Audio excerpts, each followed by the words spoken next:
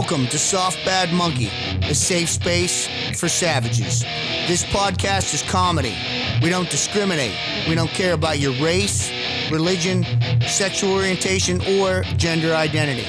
We make fun of everyone equally. We are veterans, offensive by nature, so if there's kids in the car, turn us off. Seriously, I'll wait. We've evolved. It's still JD and Uncle Steve, but now we have Paulie. As for Jay, he's fluffing on man porn. We talk like we are in the team room, platoon space, or whatever you call it. We're meat eaters and knuckle draggers, so put on your fucking helmet because we're coming in hot. Welcome to another episode of Soft Bad Monkey with your host, Jason Delgado. Steve Ralston. And Paulie, the leather tool. Nuts. Leather tool nuts? Leather nuts. How do you like Paulie's beard, man? Look, check it out. He's growing up. It's like he's getting up there like a fucking real savage and shit. You blow dry? You blow dry or you flat iron? What do you do? No, I have that heat brush. You got a heat brush? Yeah. Why you got it growing up on your cheeks? Why you not outlining? I gotta get to the barber. He's going full manimal on us and shit. You're looking dusty. Dude, that's what I'm talking about. Werewolf Paulie. Dusty McDusterson. That's your stage name. Dude, look at It's his those Pornhub kicks. name. Look at those kicks he's got going on, man. Converses? That's what are those leather? Those are nice. Yeah, and they have little fur on the inside. Shut up, let me Whoa. see. Oh, those are like mine. Get those fucking shoes there. I got those. They have like a Shut neoprene. up! I love those. Dude, that's some fucking street hustler right there. That's premium content. He's a maniac walking psychopath talking. Yeah, I don't know what rap. That's a Cold rap outside. song for real. I think that's off the Straight Outta Compton. Yeah, every white dude when they fucking quote rap, it's always NWA. Of course it is. Fucking up the There program. are other fucking bands and groups out there, white people. Yeah, but they were the most violent It's and the not. most dangerous. It's not only Tribe Called Quest, Digital Planet, all that fucking. School me, Jason. School me. Come on. Like what you like. Like what you like. No, I just like that because Eazy-E banged 10,000 chicks and then died of AIDS before he got to enjoy it. That's something I would do. They say that Suge Knight gave him AIDS. Suge Knight gave him AIDS? He's banging him in prison or something? No, in a malicious way. They beat him up and then injected him with an AIDS needle. Ooh, damn, that's cold-blooded. The only reason they say that's plausible is because none of his baby mamas or girlfriends Had it? Yeah. Oh, dude. And he was sexually active with them until he got beat up. And then when he got beat up, he was like in a wheelchair for a little while. Yeah. And then he contracted AIDS. And as soon as they detected it, it was like stage fucking whatever. 27. Yeah, 1,000. Chicka, chicka, chicka, chicka. Like rotten wiener type Yeah, they were AIDS. like, holy shit, dude, you're going to die like next week. Damn. That's too bad. Yeah, so whatever blood they put in him was like Boo. stage whatever. And that shit just spread like a psycho.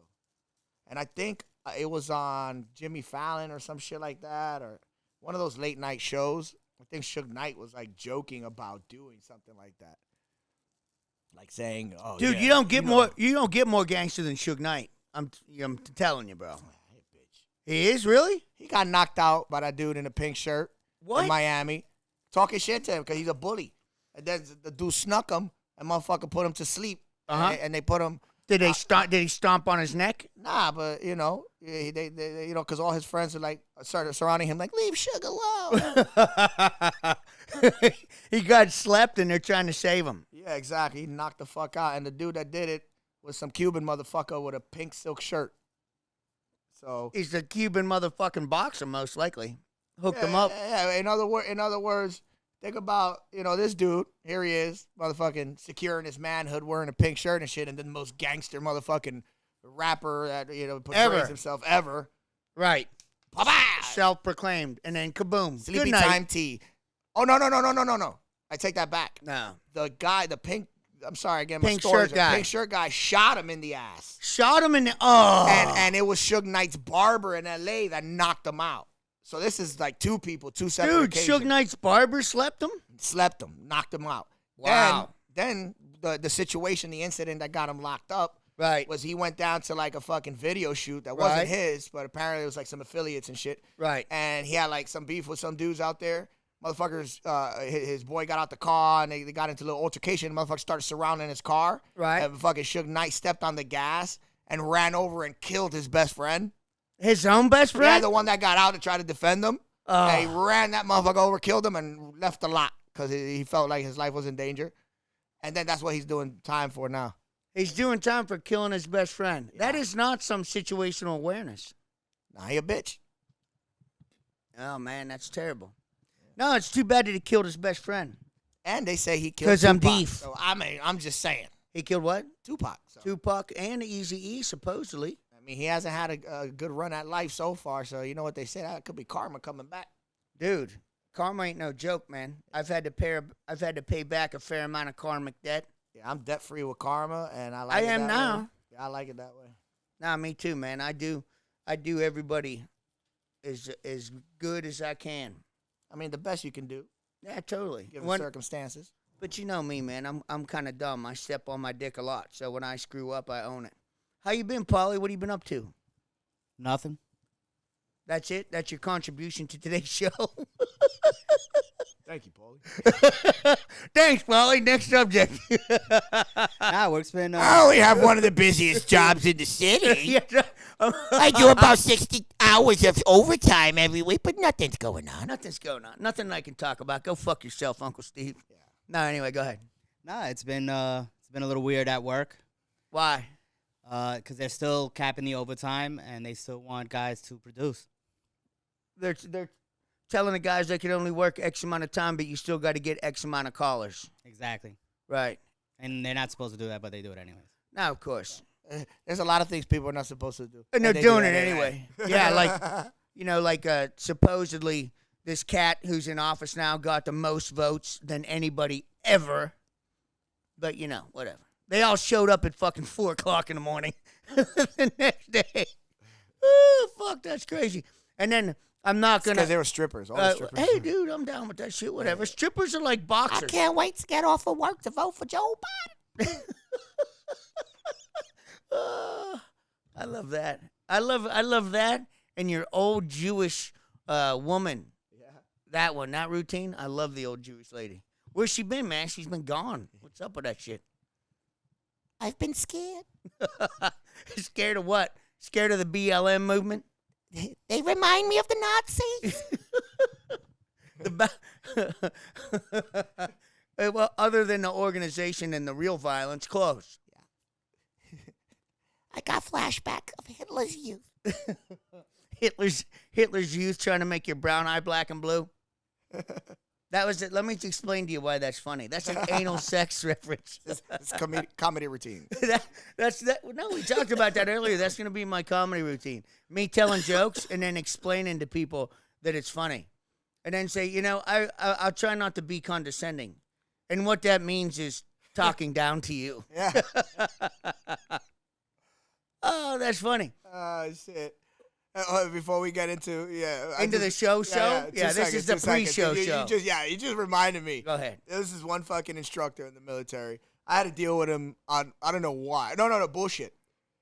This is contracting. And This is why I had to deal with it deal with him on more than one occasion. So he was one of the cadre. You're out of the military. Yeah. You're working for whatever company you're working for.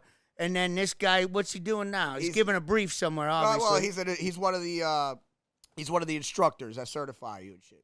Yeah, for what part? Driving, shooting? Everything. Okay. They manage, they whatever. They do whatever everything. the fuck, right? And it's also subcontractors, too. Right. But they have to be a certain certification in order to solidify. But whatever. So this fucker, man, terrible teacher. Right. Horrible. But he had this pet peeve that used to drive me fucking crazy. And I was an instructor as well. But, it's the dynamics are different now. I'm a student. He's the instructor. He had a quirk. I got to shut the fuck up. You know what I mean? A pet peeve is little shit that drives you crazy. He had a quirk, and that was your pet peeve, right? A pet peeve is what drives me crazy? Okay, yeah. So his quirk drove you crazy, right. That sounds gay. I know, but that's all right. That's just a fact. Lots of shit sounds gay because it is. Yeah. Go ahead. It's my pet peeve. Fuck, shut up. You ought to see a wild peeve. This is my pet peeve. This is my pet peeve. He's very tame. This is my domesticated peeve. He pee-pees in the little mat on the floor. You know what? If fucking we do this whole show and we just laugh, and there's like a couple dudes that don't smoke themselves because they want to listen to us and laugh, that fucking makes it all worth it. Hey, I'm down with it. Dude, I'm totally down with it. Anyway, this fucking guy, his thing was, he would go into a sentence, and then he would stop, and then he would Go. He would talk slower and then slower. Because He's retarded? maybe Bunch of there- opioids. He does that. And everybody's like, Never- what do you want me to say? He never get to the point. The entire class is blurting out shit because he thinks we're all on the same frequency as him, but we're clearly not. Right. Because he's like, so that means if he doesn't do this, you can Smoke him. stay. Yeah. What do you want? What do you want? English. Yeah. English. Do you speak it? Yeah, it was like fucking the most brutal fucking hours ever. But he was Yeah, he was like, doing it. Yeah. I and love then- that shit. Yeah, man. I'm not like, I'm gonna say it, man. Like I don't know. Some people are just not meant for teaching, and I don't understand why in this country. It's my experiences. So I don't know if it's a prevalent thing, but most like math teachers are like from a foreign country, Right. and they have a very very heavy accent. Mm-hmm. Man, I used to suck at math because all my math teachers was like fucking X1 visa motherfuckers or whatever. Shit. Right. I would never understand them. I don't know. Does that sound racist? Am I racist? No, but Am I racist, Beaner? Nah, man. Just because you can't understand somebody doesn't make you a fucking racist. Yeah, but I couldn't download the information. I can't get past the What? But, accent. okay, let me. I'm gonna segue. Right. Yeah. When you started realizing that you could use mathematics to pursue something that you were very interested in, It became great. how quickly did you learn it? It was super fast. Kabam, bitches. So if that person would have been able to deliver the message in a format that you could understand This is what I want to easily, say. This is what I want to say. This is what I want to say. This is exactly what I want to say. Thank you. But that's what I feel. You Right. know? But not like when I say it out loud, it sounds like I'm being fucking prejudiced and shit, right? No, dude, just because the individual who had a certain nationality, it doesn't matter if it doesn't matter if they're your fucking cousin, your uncle, your fucking aunt, whatever. They can't deliver the information correctly. You can't understand it. Just because that person happened to be from a foreign country doesn't make you a fucking racist. I've had more problems with white people than anyone else. I've never. Well, that's not true. I've had some physical altercations with people other than white people, but the majority of nonsense I run into is with fucking white people. Yeah, 'cause white people don't mind their business. Yeah, Be all up motherfuckers. in everybody's Kool-Aid, don't even know the flavor. Exactly. Bullshit. That's what I'm talking about. All right, man. What's going on, dog?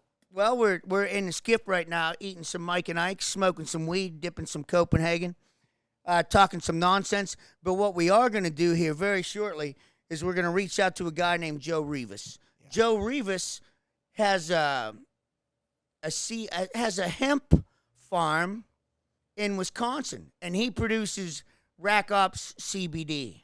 Yeah. Joe is a former Army guy, former Green Beret, OGA guy, and he had a similar situation as everybody else. For whatever reason, he's having some trouble sleeping, whatever. So he goes to the doc. The doc prescribing him, the whole fucking myriad of medications that you can imagine. Every single thing. And then it's not working. So then, of course, he goes to the booze and the drugs, just like everybody else does. And then he figures, you know what, I'm going to try this cannabis deal.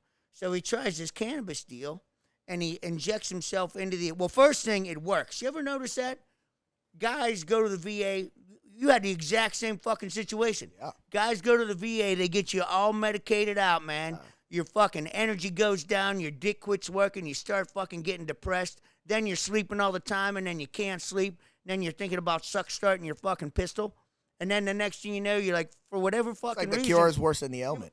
Totally. And then whatever fucking reason, you start with a little bit of cannabis.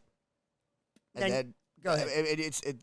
To me, it was almost instantaneously. Dude. The moment I started just supplementing with marijuana, I didn't need anything else. Yeah, I had no desire to drink anymore, anything. Well, you and I, we're all fucking partners here in fucking Soft Bad Monkey and all that other kind of shit. But what is your fucking standing order when you're around me? Gotta smoke. That's right. Why is that? Because I am extremely aggressive. And begins with a V and ends with an island. Yeah, that too. Right. Yeah. Exactly. And see, that's what happens, man. Guys get off whatever the fuck the doc's giving them. They start using a little bit of cannabis. And then the next thing you know, that dude's in the gym. And the next thing you know, that dude's painting or he's tattooing or he's started a business. And then he's fucking talking to other veterans and he's spreading a message.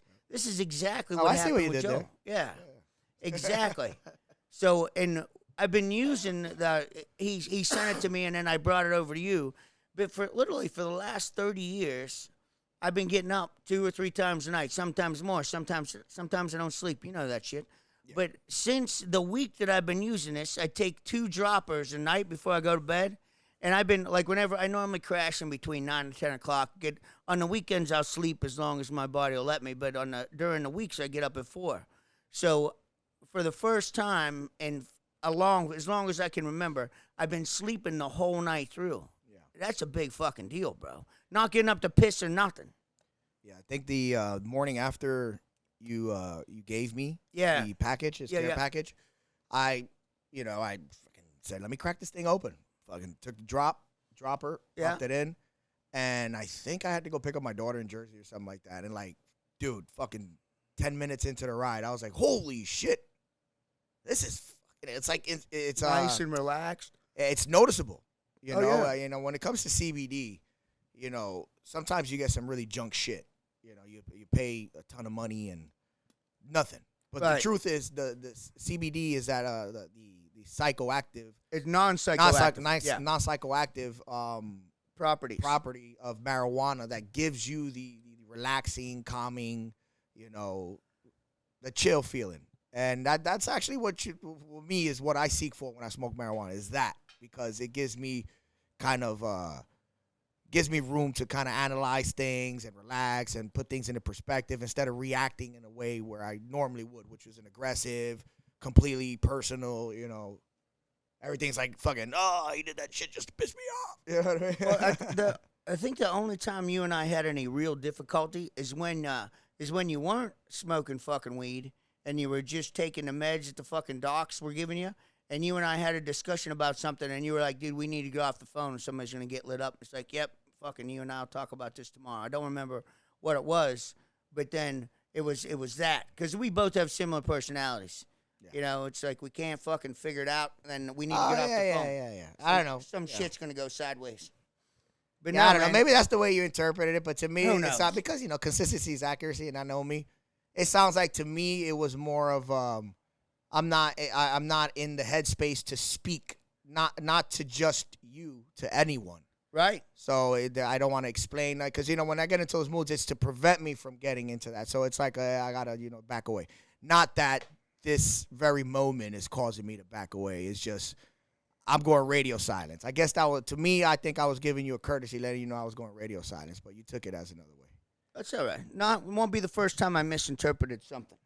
Yeah, Yeah, and also, what the fuck, man? I like it better when you have your hair in that braid. You look like a brown tattooed Viking. I like that. Yeah, but I'm not gonna wear ready that shit chop for more than a few chop days. a motherfucker's head off with a battle axe. Yeah, and you start makes me happy. Ed starts itching, and you walking around like, you get out of here. All right then. After 2 days, I'll take it out. After 2 days? Yeah, 2 days. Yeah. So Joe has this 400-acre farm in Wisconsin. He has given us absolute carte blanche to come up and check it out, hang out, see what the fuck he has going on. So when we get our new endeavor set up, we're going to do exactly that. I love it. I'm excited about that. So I was driving over here today from the range. Mm-hmm. So I'm coming up, jumping off whatever the fucking Cross Bronx Expressway is there, jumping on to Amsterdam, and on the side there's that little bit of work going on. And, dude, there's a homeless camp. Oh, yeah. Set up there.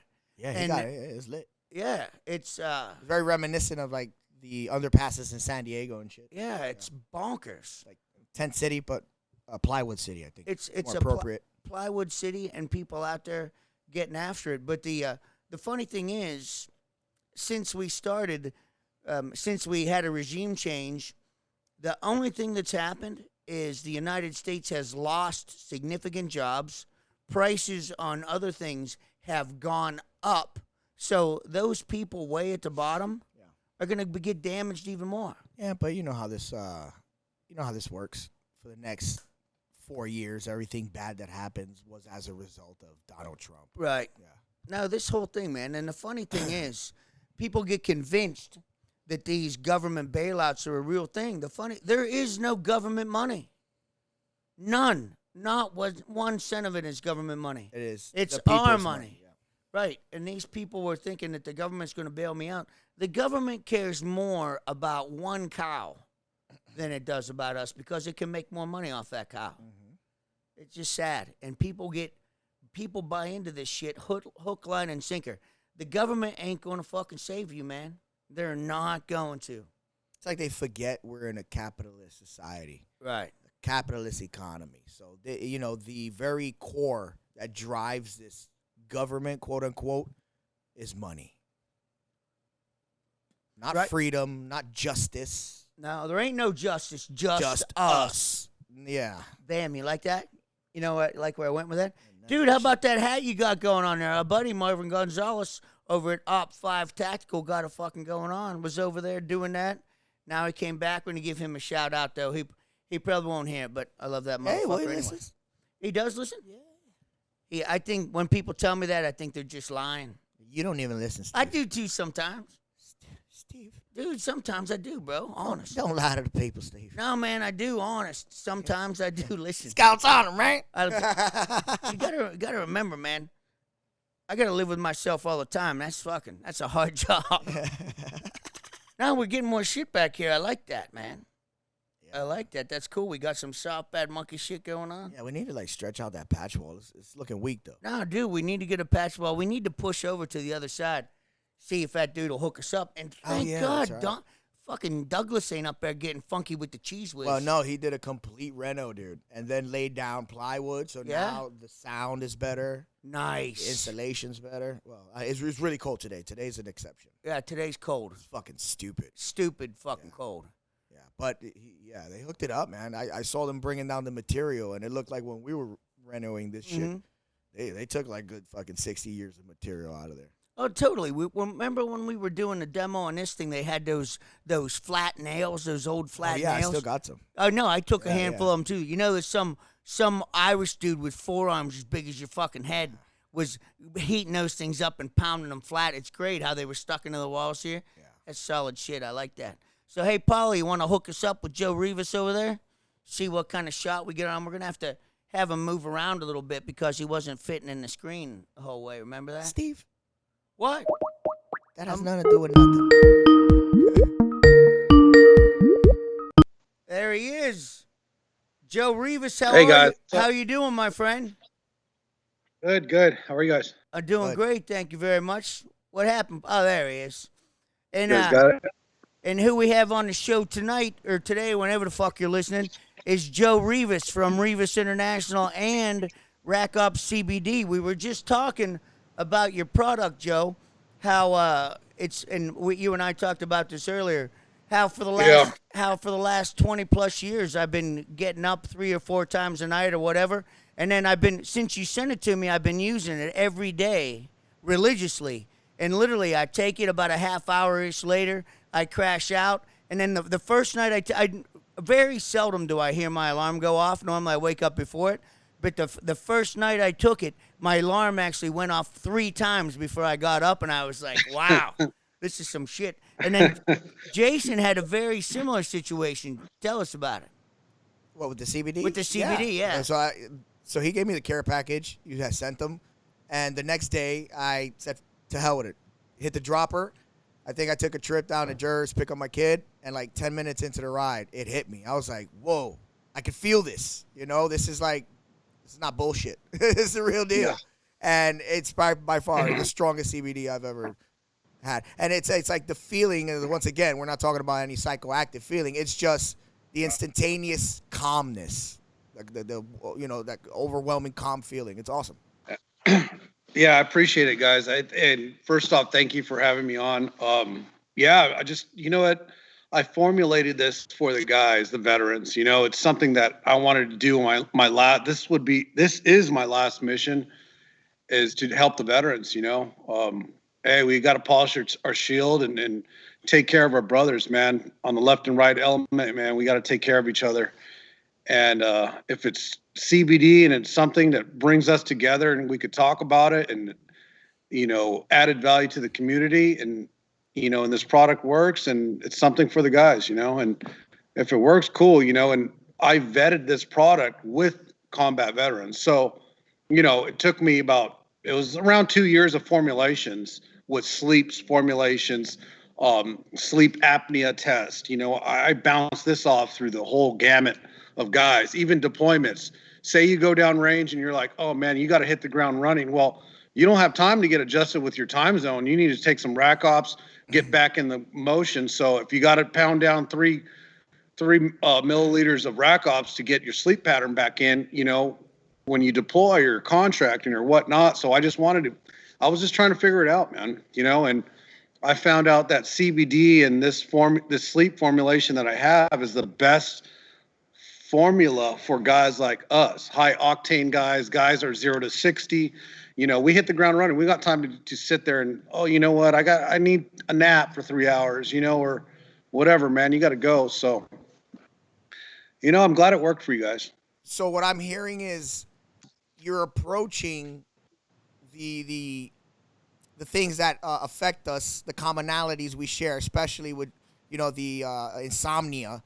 You're approaching that aspect of it because we miss so much REM sleep and we're so active, we're exhausting our bodies and our minds, and we're not replenishing any of that because we're not getting the adequate amount of sleep, and because everything has to be like just perfect for us to go to sleep. So you're saying, and it's true because I felt it, this product brings you straight into that calming, relax, and then now slip into a sleep kind of state. Yeah. I get it now. I mean, you got to power down. You guys have a meeting. You have a meeting the next day. You got to work out your anxiety levels. You're like, man, dude, all you're thinking about, just like us, we're on missions. You got a mission. You're not going to sleep the night before. You're tired. That makes sense. And when you do the mission, you hit half throttle and you're like, dude, I'm already spent, man. I hit trace of burnout. Guys need their sleep. Guys need to power down and we need to recharge our batteries because we'll go until we drop, It's just, we're the type of people that won't quit. We need to be told to go to sleep. We need to be told to get 8 hours, and it is what it is, but that's the type of guys we are. And if I can create a product that can take that edge off or give us that extra 2 hours of operational time, then that's what it is. So like we had talked about earlier with individuals like us, if you don't hit it on the first try, well, then that's it because you're only getting one try. And not only that, you see walking down the street here, there's fucking CBD this, CBD that, CBD all over the fucking place. But now with your stuff and then 2 guys that have tried it and seen that it actually works, hopefully we'll be able to get the message out for you. And then a side thing you had mentioned is that you some of your friends, acquaintances, whatever the fuck, some of those guys are bodybuilders and serious lifters, and they were saying that it had an effect to remove some of the lactic acid buildup as well. So I can attest to that. I went to the gym on it, and then I incorporated it into my post-workout. Right. And listen, that day, I was gold the entire day. Totally. Well, he gave me instructions. He said, take 2 of the full droppers like a half hour before you crash out. Yeah. And you know me, man. It's like fucking the dude who made it said to do this. So I did that, and I normally sit down. When I crash out, I lay down, and I got to read a little bit to fucking slow the brain down. So I'm reading a little bit, and then my eyes are getting heavy, and I'm like, yeah, this is the deal for sure. So you crushed it, man, and we're gonna do everything we can to fucking put out the good word for you. And then when we finish this video, we're gonna send you the video so you can use it for whatever the hell you need it for. And also, like we talked about, anything that we post anywhere, because we got the NYPD long range team, we got Jason's Instagram, my Instagram, and Paulie's Instagram, Riding with Paul, and then Uncle Steve, and then at Bounty Hunter JD. Anything you see up there, man, fucking grab it and use it. Whatever we can do to help you get the football down the field. I appreciate it, guys. Thank you. No, you're quite welcome. So anyway, Joe is a San Diego guy. So born and raised in San Diego, got the fucking deal going on. Mom and dad are still married, which is awesome. Dad's a fucking Vietnam vet, Army guy. So Joe's doing what he does in school, right? Doing everything he's doing. And instead of going the Navy route in San Diego, Joe's like, my dad's in the Army, Vietnam vet. I'm gonna go to the Army. So tell us how that experience was for you. You're like the only one in the Army recruiting station in San Diego. Right, exactly. Dude, you know what? I'll tell you a funny story about that. I couldn't swim. I was like, dude, I sink like a rock, man. I was like, no way I'm going to make the buds. No, seriously. And then I was like, all right, I go to the Army. I want to be a Ranger, ground pounder. Yeah. And then I'm like, man, you guys got a swim test too? So I was like, so I actually had to learn how to swim when I went in the Army. It was horrible. I was like, oh, man, I'm all embarrassed with the floaties. So I was like, that's cool. I was like, this sucks. So I had to swim. You had to put the canteens, the weapon over your head, the side. I had to do that. I practiced that. I finally passed it, went to Ranger school. And then I had to pass the whole selection swim test. When I went through, when I was in Ranger school, actually, I went in with the SEAL team guy. And we did the rucksack across the lake, where you got one guy's pulling the rope, the other guy's pushing the rucksack. And I was like, man, the SEAL team guy's like, dude, he's like, man, were you pulling? I'm like, dude, like I was drowning back there. He's like, are you paddling, Joe? I was like, dude, I was drowning. You like drug me across the lake. I didn't tell him that till later because I was embarrassed. I was like, dude, seriously, bro, I owe my Ranger tab to you. He was like, why? I'm like, you actually were pulling the rucksack and me across the lake, because I was like, I was just, dude. So, anyways, that's a funny story. What was going on back there? Dude, man, fucking. I died for like 5 minutes. I was holding on, and he's like, dude, are you kicking? And I'm like, yeah. You got your boots dragging in the mud. He's taking a fucking nap back there. He's like, bro, come on. Hey, pick up your weight. I was like, oh, I am. I was like, you're like, quit being such a pussy up there and kick, motherfucker. Yeah, when you get done, you go to your instructor. This is the only swimming portion of this evolution, correct? I felt bad. I was like, oh, you know what, man? I'll carry a couple of those 5590 batteries for you, Try to nice. take some weight off his back on the backside, Well, we were talking about that earlier about paying back karmic debt. So that sounds like a fair exchange, man. Absolutely. Carried some radio batteries. That means you had to get rid of like food. No, you don't got no food anyway. Fucking Ranger school. One MRE a day, right? And no time to eat it. Everybody would eat it the first 2 days, and you'd be starving the next 4 or 5 days. Man, dude, I ate all my food. I'm like, dude, it's sorry, like man. It's like it's 72-day fucking hunger strike, isn't it? Oh yeah, it's just it's a good leadership course for if you're a younger guy that's in combat arms and you want to understand structure and leadership under pressure. It's still a good curriculum for everyone.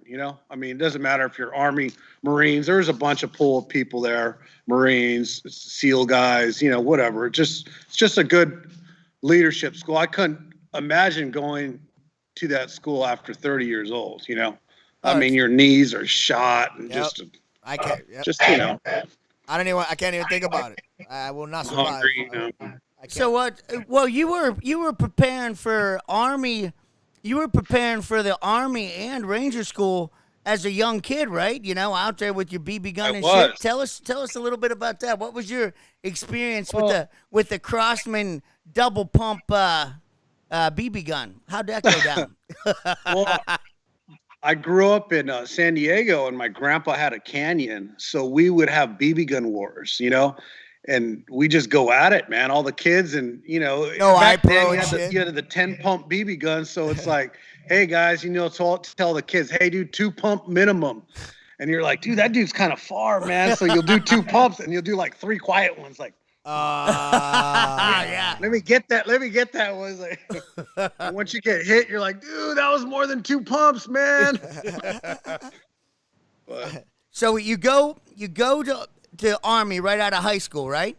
So 18, 17, 18? Yeah, I was 18. I launched right out of high school straight into the Army. How'd you like that? How was that? Was that a wake up call, or was it challenging? It was or what? difficult for me, man. I didn't like getting disrespected. I played football, and I thought I was a good football player and had a chip on my shoulder. I went to the Army, and I'm like, man, these fuckers are just talking shit to me and like in my face, and I had a problem with that. Like, somebody in your face, and I'm like, look at him like, man, I'll beat your ass, dude. So I had to. It was a adjustment for me. Right. So how many things you got? No, go ahead. Sorry. It's one of those things you really had to come to terms and like, wow, this is it. I got to get through this, and play the game and graduate. So, well, but it's good. It created discipline and created understanding what it was to condition a soldier back in the 90s to go to war in a combat environment. Now, things are different now. Back then was tough love, There was no coddling. There was no PTSD. There was no counseling. It was like you couldn't have that mentality of you're all in, or there was no wavering of mom and dad coddling. So it was like, hey, dude, you fucking put it out. You make it happen, and this is what you do now in your life. This is who you are, There's no pity parties. There's no looking for sympathy. This is a soldier, a combat soldier, and this is who you are now, and this is what your life is. So instilling, those instructors are like dinosaurs now. They don't even exist, but like you guys went in, that was what it was, man. It was instilling that mental mindset with combat soldiers going into these theater of operations. You can't do that no more. And those guys, I could say, they saved my life, keeping that mental, because if not, and you're doubting yourself and you're second guessing yourself on the battlefield, you're going to get yourself killed or your partner killed. So you had to go all in or all nothing, It's like a nature versus nurture. Like back in the day, we were more, responding to our environment, basically watching where you fucking step and what you say, because it's big boy rules. You talk shit, get hit. You know what I mean? So it was almost instant gratification. It was like fucking training on steel. You knew exactly what not to do, what to do in that environment, considering what we were required to do. So it's a cold world, no blanket. But then now you start to see turn towards more of a nurture side, and what you start to get is less, not that you don't get it at all. You start getting statistically less individuals that can cut it for special operations. And then it's the same thing as what happens, like I said, the long run is in contracting, to where, you keep lowering the daily rates, and you keep, lowering the standards, as far as who's able to run mobile or whatever the fuck. Right. And then now what you start to get is lower standards, lower pay, and now the mission starts to get affected because, the quality is shit.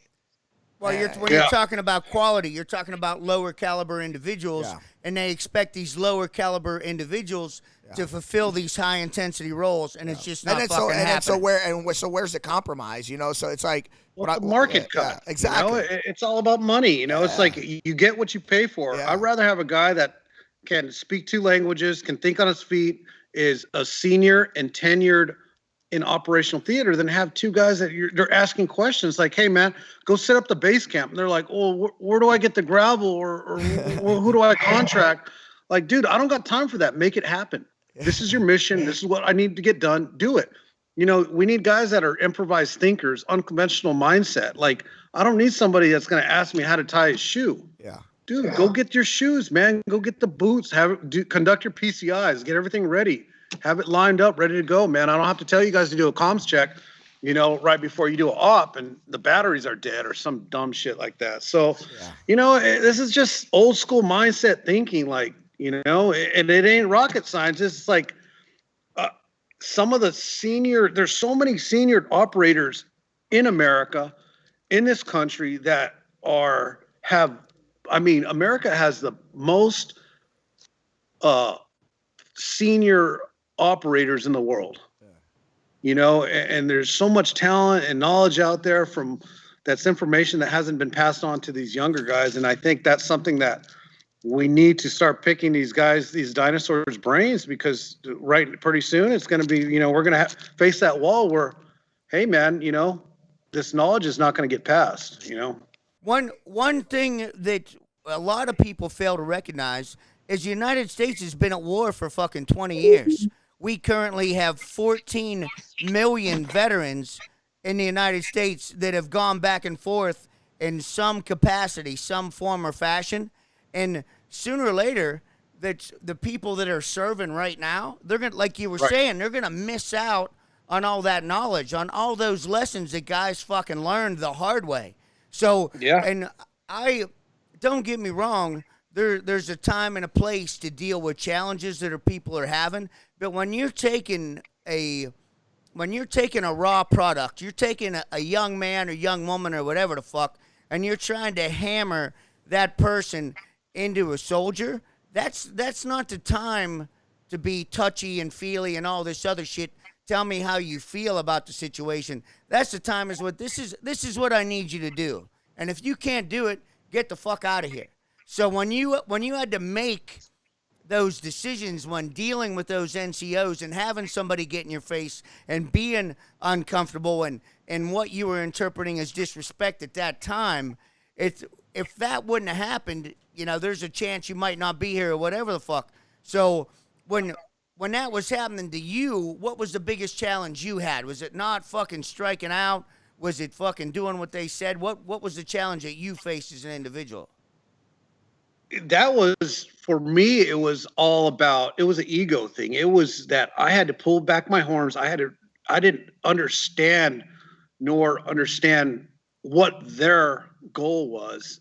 And now that, obviously after you're an NCO and you're in the military, you understand, like, man, you know what? You guys helped me. You guys actually, if you didn't do that, you didn't set the standard. If you didn't cut the standard, they could send guys down range that didn't have that mental mindset to push forward. So it's kind of, it's one of those things. It's like tough love, and you had to conform to it and respect it. And I respect it more and more as I get older. Because you don't see that type of training or that type of mental mindset anymore. Guys are more, everyone gets an award, everyone gets a medal, like, you know what? No, not everybody gets a medal. If you suck, you suck, man. If you don't cut the mustard, you're going to jeopardize your team. If you can't pull the weight, or you suck, or you're crying in the corner, you're going to jeopardize the team and bring down everyone. So I'm not about giving everyone an award. If that's not your job and that's not what you're cut out to do, then you need to find something else to do. So, and I'm not being disrespectful towards towards the industry. It's just, there's some people that can't do this, and there's some people that are made, like, I'm not a good swimmer, but I know that, I'm not a good swimmer. So I'm not going to go try out to be a Navy SEAL. I've got to, maybe I'll be a grunt or infantry guy or a ranger or SF guy, so I'm going to go with where I can best be fitted, so. So I had some similar kind of encounter in the military as well when I was going into Scout Sniper program during our indoctrination. Obviously, this is a test of your resolve, you know what I mean? And also, basically, what is it going to take to break you? And, you go in there and you want to perform. You want to show them what you're made of, but on a fair playing field, right? And indoctrinations are anything but fair. This is to fuck you over. I need to see what you're made of internally. And I had a chip on my shoulder as a young man from New York, Hispanic, whatever. Yeah. So we had our own biases going in. And here's some of these white boys fucking with me intentionally and fucking white boys, motherfuckers, and blatantly. And so that I couldn't get over that. So, that consumed me, that chip on my shoulder, to the point where now I'm actually giving shit to the fucking cadre of the freaking indoctrination. Like, first off, I'm trying out to be here. I want to be where they are, and I'm fucking giving these guys shit. You know what I mean? Like Right. I broke. I snapped. You know, I got emotionally involved, and then not until I, further, occupation and experiences that I realized. First off, these guys aren't like that because I know them personally now. And then, when you come to that conclusion, you realize, holy shit, bro, I had to kill that emotional reaction in me to listen to what was going on. How come I couldn't? Now, as I see it as I'm older, I can see that all that was a game. It was clearly a game. Yeah. But I couldn't see that. Yeah, I couldn't see it was a game back then. Well, I mean, yeah. I mean, I go to North Carolina or Fort Benning. I'm a Mexican dude, and I'm like, man, this is great. I'm gonna get fucked, man. A Mexican kid from San Diego going to Georgia, going through Ranger School selection. So, it's not about race and stuff, but it was predominantly white industry and special operations. Did I kind of feel like I had to do better and run faster and fuck dudes up and be a fighter because I was Hispanic? I don't know, but I definitely, everyone in special operations, I don't care if you're SEAL teams, Green Berets, Rangers, fucking white, black, green, whatever, man, everyone's fucking cool, dude. And I understood that once I got into the club. They're not fucking racist. No one's racist in special operations. Yeah. They're fucking the brothers, man. Not at all. And they're dudes that'll die for you, fight for you, whether they're Chinese, black, Mexican. They're fucking, everyone in special operations is fucking cool, man. For the rest of your life. For my heart, I got to say that. I got brothers that have my back, dude. I don't care, whatever. They fucking got my back more than they got their families back because they know when we go down range, it's just me and them, man, and that's all you got, Now a lot of people don't understand that shit, That has absolutely been my experience as well. In my platoon, we used to say something. We used to say nothing sacred. That we will hold nothing sacred. And then that was just a saying when we got in. But as you start to realize your job, your responsibility, your special operations, you're expected to go forward of your area of influence.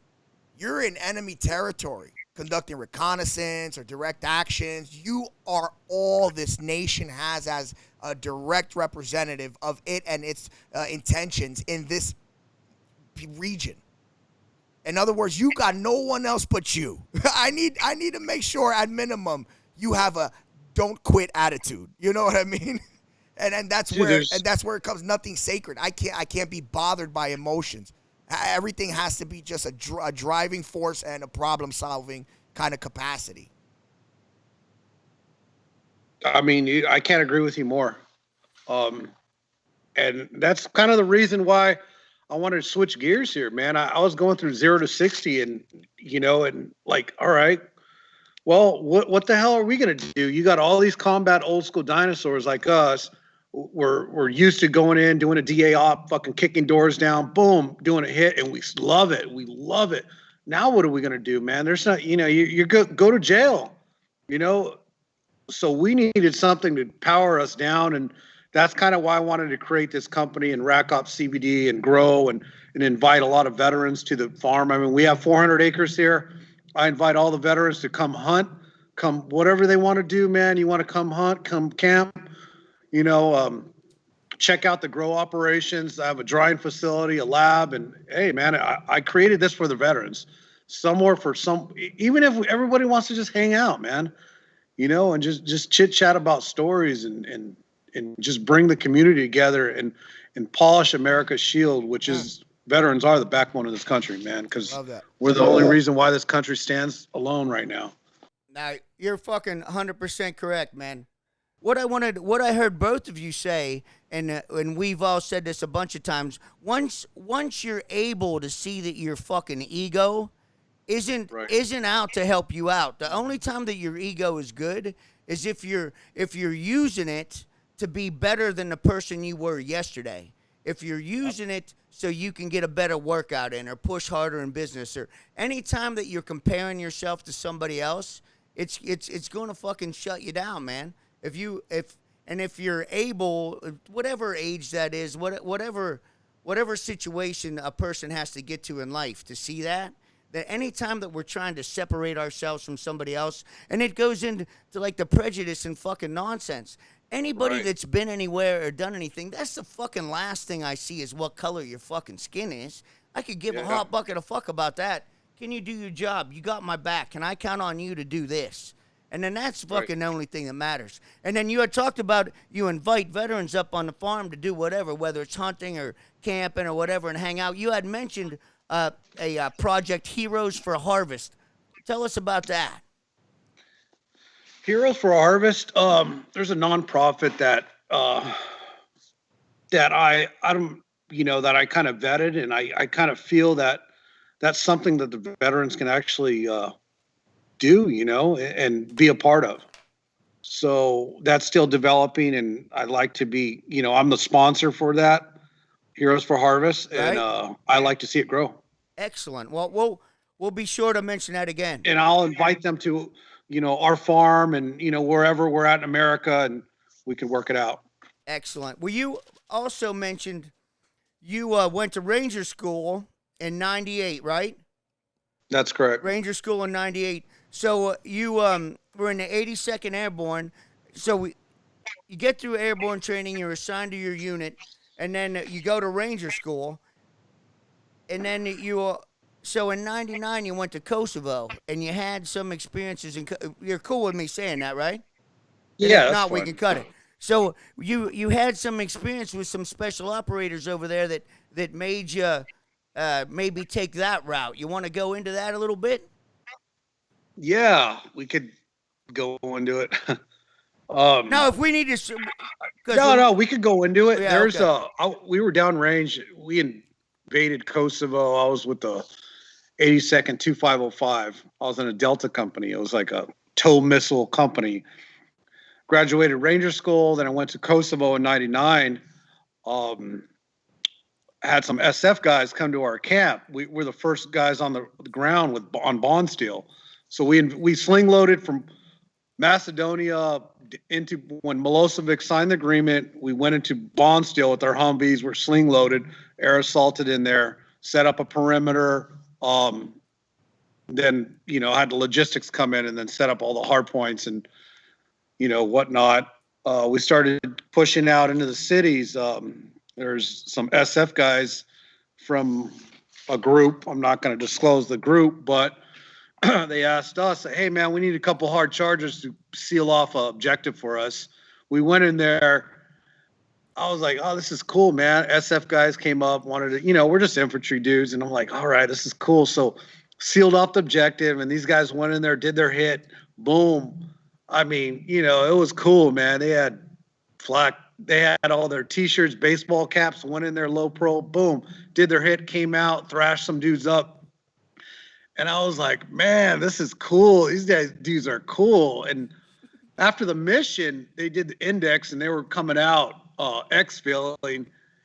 And I don't know how they got there. They came to us, and I was a sergeant, E5 at the time, just fresh out of Ranger School. And they threw me a BMW keys in their hair, man. You guys don't got to ride home here and take those. There was 2 BMWs, some 7 Series all banged up. They were a couple blocks away. They're like, hey, there's 2 7 Series cars. That's what we brought here. You guys take them back to your base, man. We got a helicopter coming for exfil. And I was like, what? I'm like, we were so fucking happy. We went in there. We were picking dudes up. There was dudes on the roof, on the hood. Fucking, and they started racing them back to the base. And I was like, this is fucking cool, man. You were like, I want this for the rest of my life. Oh, I fucking loved it. Everyone's hanging off a BMW with their guns. Dude, there's dudes in the trunk just bombing. This convoy, we had to cache them because I'm like, hey guys, command's gonna take these cars, dude. We gotta fucking stash them somewhere so we can use them again. Oh, dude, we cached them in some fucking buildings, and we're like, dude, we got to use those cars because downrange wheels is important, man. You gotta have wheels. So we were like. Stash cars. You gotta have stash cars. It's just those little things, in the conventional Army versus special operations that, we looked up to those guys. We thought they were cool. You're 20 years old and you're like, oh man, we got a BMW. We're in Kosovo driving through a war, and just, I don't know. It's just, those are kind of the selling points for going hard, man. Just, do the hard things in life. That was the dope dealer giving you the first hit. He was like, yeah. I got a couple things I'd like to add to that. First thing is air assault, son. If it fucking flies, it fucking dies. I want to add that. Fucking dope on a rope. Fucking dope on a rope, huh? Totally. And the other thing was, what about the difference in your uniform and the fucking Spec Ops guys? Let's hear that determination. What you guys were wearing, the infantry guys, and these fucking fresh out of Ranger School E5. He said it. Baseball caps, all Gucci. Well, let's hear what these guys are wearing, and then what the fucking SF guys are wearing. Hey, I'll tell you guys, man. I went to Ranger School with Miles gear, that heavy ass fucking Miles gear. You guys remember that? Oh yeah. Some idiot. I don't know who came up with it, man. Miles gear. It always makes you look stupid. Everything they have for training like makes you idiot. Even the BFAs, they're the dumbest shit on the rifle in the world. You can't make this. They look never cool. work. Yeah. Those Blue Force trackers. Everyone's like, "Hey, dude, where's the batteries?" I don't know. I throw the thing in the trunk. I'm like, "This shit's stupid." The commands are so worried about a Blue Force tracker. I'm like, dude, man, are you serious? So yeah, I went to Ranger School with those with the Miles gear, that stuff. So, the RIs were kind of cool about it. They're like, hey, you know what, man, this shit sucks. Throw it in your rucksack, and right before we get to the objectives, put it on, for the command, because it was one of those test pilot programs for the military, but. Having said that, yeah, we went into Kosovo. We didn't have plates.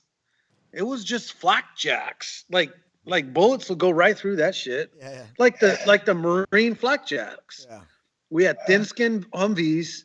We didn't have plates, nothing. We had those thick-ass chicken plates for the 50 cal gunners upstairs, on the Humvees. But that was it. Fucking canteens, LC, the LBEs. That was it, Everything's flopping around on you and shit. So. What were the SF guys wearing? Remember the Black Hawk holsters flapping around on your legs while you're running? I'm like, this shit ghetto, dude. Yeah. And then that big ass gas mask. Wah, wah, wah, wah. So when those guys came up and asked you to hold the perimeter? How did that situation go down? He just said, hey, I need some fucking hard dicks that are going to help us out, or what? Yeah, pretty much. They just came and, we went out there and kind of sealed off the house or whatever. They're doing a hit for intel. They smart. They planned the whole driving the BMW's back thing ahead. That's what it was. Yo, get two dudes. Yeah, but they got us good, man. Yeah, that was cool. You can't blame them, Well, what an honor that is, too. You just get a regular infantry unit, and then these SF guys are like, hey, man, I need a handful of hard charges to come and help us out. They're like, fuck yeah, guys would be stomping all over himself to get on that deal. At least I would have been. I'd have been, I'm on that shit. For real. Oh, yeah. I mean, when you're 20 years old, anything to get in you wanted to get in a firefight, you went through all this training. You're like, fuck, man, I want to fucking blast somebody, Yeah, no, it's true. Like, I tell people, I says, especially when you're young, come on, what do you think I am? That's what we're here to do. It's like, what, do you want me to fucking practice basketball for my whole life and never play a real game? Get out of here. Exactly. I eat, sleep, and shit this. I want to play. Oh, man. I remember we got in a firefight. We got in a firefight in Kosovo. I wouldn't even say it a firefight. I say somebody opened up on us across the street. I was like, man, I felt bad. Like, 18-year-olds dumping bags. Oh, bro, yeah. I was like, dude, bro, they probably dumped, 50 cals, Mark 19. It was like an Everybody, hour. even the drivers were dumping bags. It was like an hour of beating up that They little couldn't small wait. sector. For like only just building a was coming magazine. down. We're like, dude, it was only a couple pop shots, and I'm like, oh god, don't fuck with us. Don't fuck with us. You guys are horrible, dude. You motherfuckers done swum up the wrong river. Dude, that happened to us. We got hit with an RPG in a small town. Me and Paulie, we got hit with in a small ass fucking town. Just one RPG. We stood there for 2 days fucking that place up. 2 days. The cooks were out there fucking changing mags. Dude. Fuck yeah, man. You're the cook, dude. I gotta get in the fight too. We're gonna teach you motherfuckers something today. You be seeing all the logistics people dumping mags. I'm like, dude, you're in the tins, man. The supply guys out there. I was like, what the fuck, man? The fucking mail clerk is putting a fucking block of C4 on a door. Like, where the fuck you get that from? Hey, man, you know, that's just the American way, man. Everyone's out there. You know how it is, man. I want to get some. I didn't come all the way out here to fucking eat MREs for a whole year. The best is not get my shoot on, you know. The best is the fucking the show and tell afterwards. It's like, hey, look what I found. Hey, check this out. You don't start finding out till 3 days later. Hey, man, hey, what I got? Look at what I got. Ooh, that's a bad. I was like, that's a good come up, man. Yeah, well, you get that shit. Yeah, you remember? You remember the White House? You remember the White House? Yeah, that was from the White House. So you get back stateside, and then you tell your fucking LT you want to go to selection. How's that go down? I did. I told him, and he was all about it. He wanted me to go. And coming from a conventional forces, going to a special operations, if you don't make it, you're fucked. So you better make it, because I ain't going back there and getting hazed or, oh, you fucking you're pussy, saying, you quit or whatever. Coming from airborne or Ranger school, Ranger battalion? No, it's coming from the 82nd. I was in conventional military. So they're like, in other words, motherfucker, you want to leave? So you better not come back, because you already told them you want to leave. Yeah. If I come back, I'm going to be a cook or something. Or I'm going to be fucking washing floors for 2 years, you know, if I didn't make it. So one of those incentives. That's harsh. I didn't know they did that shit. Oh, they're fucking brutal, man. I was 82nd chain gang, man. They're real. I had no clue. I loved it, man. Jumping up, being a paratrooper. I loved it. But once you're there, those guys stay there from E2 all the way to Command Sergeant Major. They don't leave. It's like a cult, man, in 82nd. I love the guys. It's great. It's just, you know, they don't want to let any good soldiers leave, you know. They want to keep their integrity of their group. And, you know, it was hard for me to leave. It's like kind of like, you know, they made you feel like you're selling out. Oh, you're fucking selling out. And, you know, you want to be with one of those guys and you think you're better than us. And, you know, and there was a lot of pressure like that for me, but you know, I had to make the jump and excel for me personally as a personal growth. You know, I couldn't see myself just being an infantry guy the rest of my life, and I commend them, but I wanted something more, you know, and that's what it is. You had to leave that even though what we do, no matter what, is all through teamwork, you had to leave that cohesive environment to become an individual operator. And that took the guys, I got to go do something else, kind of coming to Jesus moment, you know. It takes a lot for yourself, because you're a one-man show. You're by yourself. Yeah. Meaning you made that decision. Now you need to complete that mission by yourself. No one's going to give you that. Yeah. So I'm leaving one known comfort zone to an unknown, and all the odds were against me. Yeah. But that's okay, man. That's all about getting out of your shell and getting out of your comfort zone and doing something better for yourself. Hey, I could have stayed in the military and did 20 years and been comfortable, but no, you know what? What did I do? I got out, created a vertical operation. I grow a plant, and then I grow a plant in 400 acres. I have a lab, and I extract. Now I sell a product, and I brought it to market. I mean, you think I was going to... Did I think I was going to fail? Did I think this was out of my comfort zone? Hell yeah. I don't know shit about agriculture and growing and extracting, but I utilized all my military unconventional mindset to make it work, man. Planning procedures. You know, I'm not a business guy. I use a 5-paragraph op order from Ranger School to run all this operations. Simple shit, man, you know? And it's working. And using my veterans as my marketing. Hey, man, dude, it works. Hey, you guys like it? Cool, man. You guys tell 10 friends. Hey, dude, I'm just a dude that just started it from the Army, man, and utilized my Army experience in the business world. So, and everybody has those capabilities. They just don't know it yet, and they're just kind of. It was hard for anyone to change gears, and I have a total different industry, and it's difficult, but you know, it's. You guys are here. Look at you guys are doing your thing, man. You guys jumped out of your out of your comfort zone to even talk about stuff and get on this podcast and do something different. I did. I jumped out of my comfort zone totally to go into agriculture and creating a medicine and for PTSD. But at the end of the day, look at the circle. It comes full circle, and we're still here talking about it, guys. So a couple of things I'm starting to link again. So this is something that you set out, you ventured out on your own to do because of your own effects of what you had to cope with and deal with, and what CBD did for you. You said, you said, to hell with it. This is it. I wanna cultivate this because it helped me so much. And then, or is it more of you got into it because of word of mouth or? No, I didn't get it to a word of mouth. I got into it because I'm 100% disabled. Yeah. And I got tired of going to the VA and getting all these chemical drugs from the doctor that has no military experience or no knowledge of what's going on with us. So they're filling guys with Prozac, Xanax, Ambien. So where's all this stuff coming from? We're getting all these offshore drug cartels rich. Yeah. And contracts for our VA that our tax dollars are paying for? Like, come on, man. And they're feeding it to the guys that protected this country. Well, all these chemical drugs and companies are feeding it to you, And the way they prescribe them, I feel like they're incentivized because they're like fucking really, they're like Jehovah's Witness with this shit.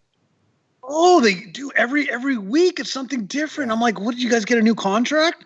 Now they're pushing this. Well, let's try this for 2 months. Let's try this. Well, how much? And I was asking, well, how much does this cost our taxpayers and the military and the vet? You guys are experimenting on us and giving us all this shit. It's like literally experimenting. These dudes fucking fought for our country and gave their whole life for our country. Now you're pushing chemical drugs down their throat to kill us off or practice on us or what? Or to get a contract for a monetary margin? Like, come on, man, dude. So get out of here. Back to the CBD. I'm over that shit, man. That's why I created this, man. It's just I'm tired of the system, trying to fuck us. I feel like, how ants are, it's a species. Ant is a species. But then you have 3 different physical makeups of ants. You have the queen ant, you have the normal worker ants, and then you have the warrior ants. And then they look physically different from each other, but they're the same species. So I feel like we as warriors, going in as adolescents and then growing into a warrior culture, we've evolved to have these certain skill sets and abilities that in this society overwhelm us or bring us to a point of agitation because of the sensory overload. So we take too much into consideration. And then also with the aggressiveness and all that. So he's saying is the powering down is my one factor in order to just give me an advantage to walk around this motherfucker, kind of slow things down a little bit for me. Or at least keep me from always trying to be Johnny on the spot. You know what I mean? Well, whatever it is, either a thought or fucking, to react to something. So it seems like to me like we are who we are. And aside from all the medications that the VA gives us and all that, the CBD or the marijuana, in my case, the THC, that brings me to a level of normalcy by this society standards. But in an organic, natural way. Yes. And we're not lining somebody's unconventional. We're not lining a contractor's. We're not lining somebody else's pocket that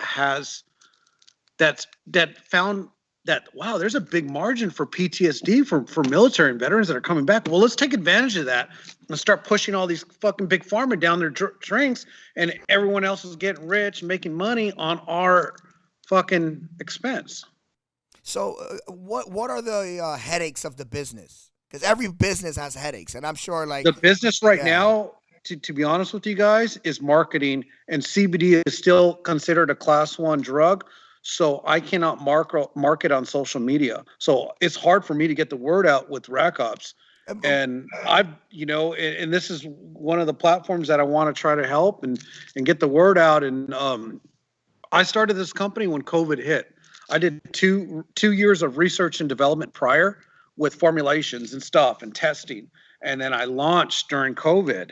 And hey, man, now or never, but the marketing and getting it out and getting the word out. And getting guys back in a routine. And I want to bring the veterans back as a unit, man. And just whether it's hunting, whether it's fishing, whether it's free falling, get guys and teams and different organizations back together as a team, and bring everyone back as a community, and talk about it. Whatever. We're the backbone of this country, of America. Now we need to take care of each other. Well, for one thing, leaving 82nd, we're backtracking just a little bit, but we're gonna obviously we're gonna get back to Rack Ops and then how you did the research on the marketplace and then some of the help that you provided the industry, that kind of stuff. But you have to understand where the 82nd is, because they obviously don't want to lose the fucking talent. They see this young fucking hard charger. The guy's got his fucking Ranger tab. They don't want to lose that guy. Of course not. No, they don't want to lose him. So if you go out and you don't make it, well, then they're gonna fucking punish you a little bit. But that wasn't your experience. So you get through selection, and then you get assigned to your group, and then how does that go? Was there a little bit of fucking hazing going on? Did you have any excitement when you first showed up? How did that go down? And obviously don't say the group or any of that shit, because we're not in that fucking side of the industry. But how was that experience for you? Experience was obviously I had a little bit more of I had a Ranger tab going in, which helped me. I was young. I was 23 when I went to my team. And yeah, of course, older guys were, wanting to throw shots at you. And they said, I had one senior ODA guy, and he says, you know what? Selection, Q course, that's nothing. He says, that's just the beginning. He says, you don't even learn your job till you get to the team and understand. And I understood that once I got there, and it was totally different, man. It's a thinking man's game. It's just, it was people, it's people skills, it's knowledge, it's character. It's not even about being a tough guy or kicking down doors. It's about how well you can go into another country, establish rapport, build a relationship with foreign nationals, and complete your mission. And that, to be a chameleon in your life and to adjust to people's personalities, people's character. I mean, that's everything anyone could do in their life, is to be a chameleon in their life, to adjust, adapt. Whether you go into Sierra Leone, Nigeria, Africa, Iraq, Afghanistan, you go in there with a humble heart and you feel for the people and you build yourself up. And you earn that respect and values and rapport and respect their religions, their everything. It's just different. You don't go in there as an ugly American. You humble yourself, and you understand the people and the environment that you're going into, and work with it, and we'll make it work for you. And that's what special operations are across the board, is being that type of person. Yeah, you're physically fit, you're mentally straight, you can put rounds down range and you can do the job, but to have that mental and that mindset and go into different countries and go and deal with people and character, that's what it is, Yeah, you could be the biggest badass in the world, but you're in someone else's house and your backup is nowhere in sight, dude. You need to chill. You know what I mean? Yeah, dude, you better fucking do cheetah flips or do something, man. You better be a funny guy or tell jokes. I mean, I swear, dude, if they like you, anywhere you go to any country you go to, you're at their beck and call. If they like you, you're in. If they don't, then you're out. Doesn't matter how much money you have, how much power you have, the odds are against you. Yeah, and that goes when we were talking about, or speaking on selection and the kind of things or the type of individuals it takes to be successful in that. It's once again, you're going from being a blunt force operator to a surgeon. Each individual situation requires a different approach, and so they need to see that you're flexible like that, and you're non-conventional. And it's so, if people don't understand, this is that way. You can be strong as you want, but you got to be smart, and you can't be a fucking robot. You know? Yeah. And you heard him mention also, the first thing you mentioned is when you humble yourself. Yeah, of course. You know, you go in there and you can feel compassion for what these people have going on. You respect everybody. You do the best you can. And if you're absolutely invested in helping these people out, and like we talk about being genuine and being authentic, that's what translates to everyone. To think that you're greater than or less than anyone, that's foolish, and you're only going to get in everybody's way. But when you're able to be humble, and I'm here to fucking help. You know, granted, there's a part of the job where aggression and violence is called for because that's just part of the deal. But when you're there to help, that's a completely, that changes the dynamic more than anything. You know, I think with us, well, me anyway, it was because of the potential for, you know, high octane situation to arise. I was cool just because that potential was always there. So I was able to, you know, whatever, you know, dig into empathy, carry out them, whatever it is. It's not like, you know, because I don't want to make it seem because I don't want it to come across as we're fucking bloodthirsty or we're always looking for a fight. The fact is, yeah, it might be a little quirk of ours. We might fucking dig it just a little too much than, you know, your average dude, but it's not like we seek it out. It's just, it's something that could fucking happen, and I kind of welcome it if it does, but if not, cool. We got to build some wells and shit. It's not like you don't accidentally get a erection when you're going to do a hit or something. I mean, you know, it could happen. I think it's because you were the two-man. You was the sandwich. I was rubbing up on the number one man. So anyway, make your buddy smile. Yeah, whatever it takes, man. Whatever it takes. So you get out of that and you start. We'll just call it security consulting, OGA stuff. So you're security consulting for a period of time. So then you do that. That runs its course.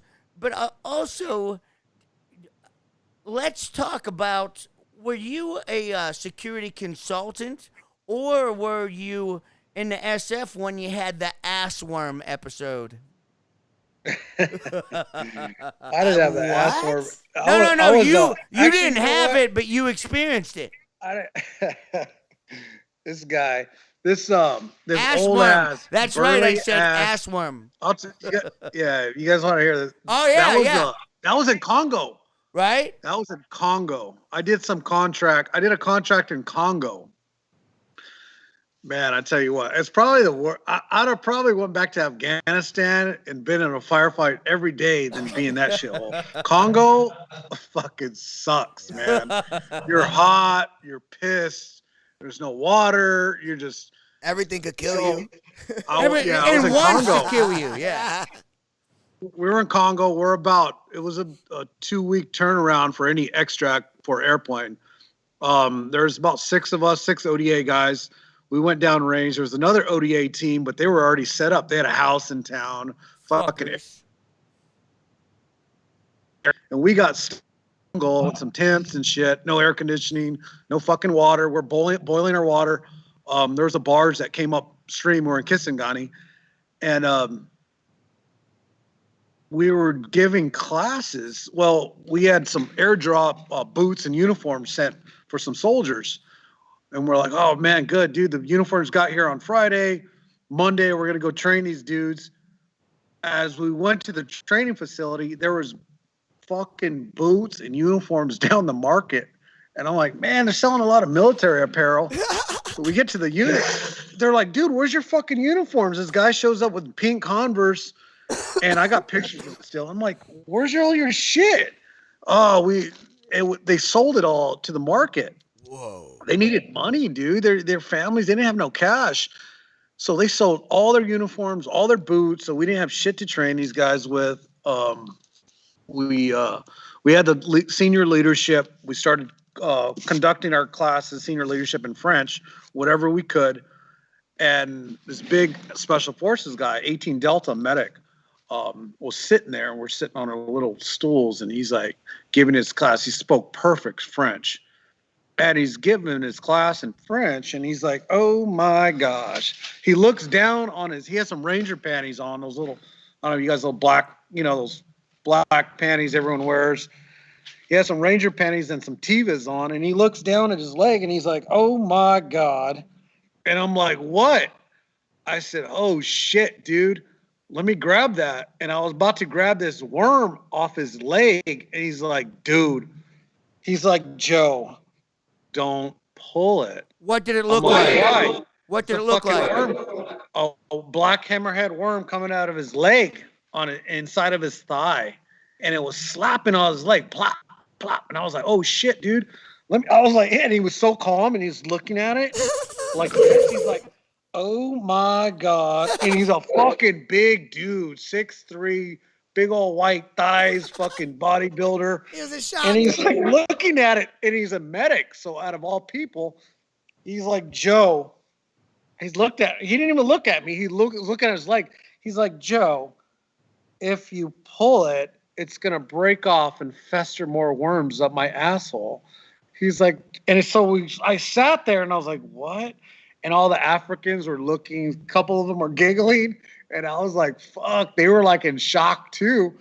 And he sat there and it finally wiggled off his leg, dropped to the ground, and he squished it with his Teva. It came right out of his asshole, and he grabbed his shit. He said, yo, he didn't even say anything. He grabbed all his shit, his bags, and went to the tarmac and left and didn't say anything and just quit. He's like, and I looked at everybody else, and I'm like, and I went and met him later. He's like, nah, man, a fucking worm just dropped out of my ass, dude. Like, I'm like a tough dude. He's like, I'm not even embarrassed. I'm like fucking disgusted and violated, and I'm just done. And he straight fucking dropped his ruck, and he sat there for 2 weeks until the airplane came and picked him up. And he was our medics, and I'm like, fuck it, I'm coming too, dude. I was like, this shit sucks, man. He's like, that shit came out of my butthole, dude, and I felt it, and I said, how was it? He's like, dude, I had the discipline. I was breathing slowly because I didn't want it to fucking break, dude. And I was like, he's like, I just was like, relax my sphincter just to let it drop. And he dropped out of the fucking ass and he was like, squished it and bounced. And he was like, oh, I'm out, dude. Came out of his butthole. Oh, yeah. That was like weird, man. That was one of the. I'm impressed. I was impressed. Like, I'm impressed. I was impressed he control. didn't slap it or pull it because I'm like, dude. He's like, no, man, I'm a medic, and I was like, just so, like, he calmed himself, and Yeah. I respected his discipline more than anything. He loosened up his sphincter. Like, I would have been like fucking dude, trying to rip it out. Yeah, where you would tense up and be like, hi. Yeah, He did the opposite. He was like, oh, no, he was like, Yeah. he's like. I almost wanted to start laughing. I was laughing kind of because I wanted to pull it. He's like this fucking Joe. He's like, do not pull it. Yeah. He's like, do not. And you offered to grab pull it too. And I was like, I'm Sucio. the type of dude that'll He was fucking gonna grab it. He was like, pull hey, you want me to pull fucking it? Hey, giggle or some shit. leave my butt worm alone. Now we got to put that picture up when it's. We got to put it up underneath Joe. I That- don't know, No, dude. dude, the hammerhead buttworm. That's fucking awesome. Jesus. Totally. Yeah. I wish I would have videotaped it, man. Oh, Bro, no matter what that motherfucker went through up to That that point, dude. that dude, that was it for him. He's like, nah. He's. I'm I out. gave him respect. I was like, yeah, he's no, like, I would have let him man, bow I'm out. dude. Fuck yeah, bow out, bro. A fucking word came out your ass. Was that the? Did you also have the bad monkey experience during that trip, or was that a different trip? That was in Sierra Leone. Yeah, that was the guide got beat, man. So this guide, we were in Sierra Leone, we're gonna do an op, and we had all our rucksacks fucking lined up, and there was probably like 6 rucksacks lined up. There was chow in them, a couple MREs and crap. Everyone bring their own little shit, tuna, and all the fitness weirdos bring all their little snacks and shit. Hoagie Protein bake, shakers and shit. Hey, man. Hey, I had a fucking Yeah. can of menudo this big in mine. Yeah, I'm like, yeah. dude, why is your ruck like 80 pounds? I'm like, fuck, dude, I had to bring my menudo. But there was this dude, so all the monkeys were all lined up, and they were in everyone's rucksack. So the guy was probably like 6'3", big old African guy with a big old fro. And he's like, fuck, he said something in African. And all the monkeys, he was like, he ran over there, boom, all bombing over there. and all the monkeys fled from the rucksack. Well, there was one monkey that didn't hear him coming, and he had his ass in the air, and his head was in the rucksack digging and shit. And I was like, fuck, what's he gonna do that? Dude, he boots this monkey, cracks him in his fucking butt, like so hard, crack, dude, his boot. Dude, he busted this monkey. Well, his buddies were on the hill, and they were all pissed. Ah, fuck you. You fucked my buddy up. And he was like, the monkey, he must have fucking he busted him bad. So he started low crawling. The monkey was low crawling back to his friends. And the African guys, you stupid monkeys. And we're like, yeah, whatever. We thought it was funny. All the SF guys are laughing. Stupid monkeys. We come back to the camp. What kind of monkeys were they? They were like baboons or something. They looked weird. Yeah, they were kind of aggressive. And they fucking fold their top lip back and see a fucking mouth full of razor sharp teeth. Yeah, those are baboons. Those are baboons. Yeah, everyone knows you don't fuck with baboons. Oh, it gets better. Dude, and he rocked this one, dude, bad. Yeah. He rocked him. All his buddies were pissed. So we go back to the hooch, and he goes out and he has to go take a shit. Maybe he was drinking some wine or something, or chewing cot. I don't know. I think it was chewing cot, those leaves. And he got all fucking high, and he went back to go take a shit outside the camp. We're like, dude, don't go take a shit here. And he went out there, and the fucking monkeys jumped him, dude. They almost killed him. There was like bite marks on his feet, on his fucking thighs.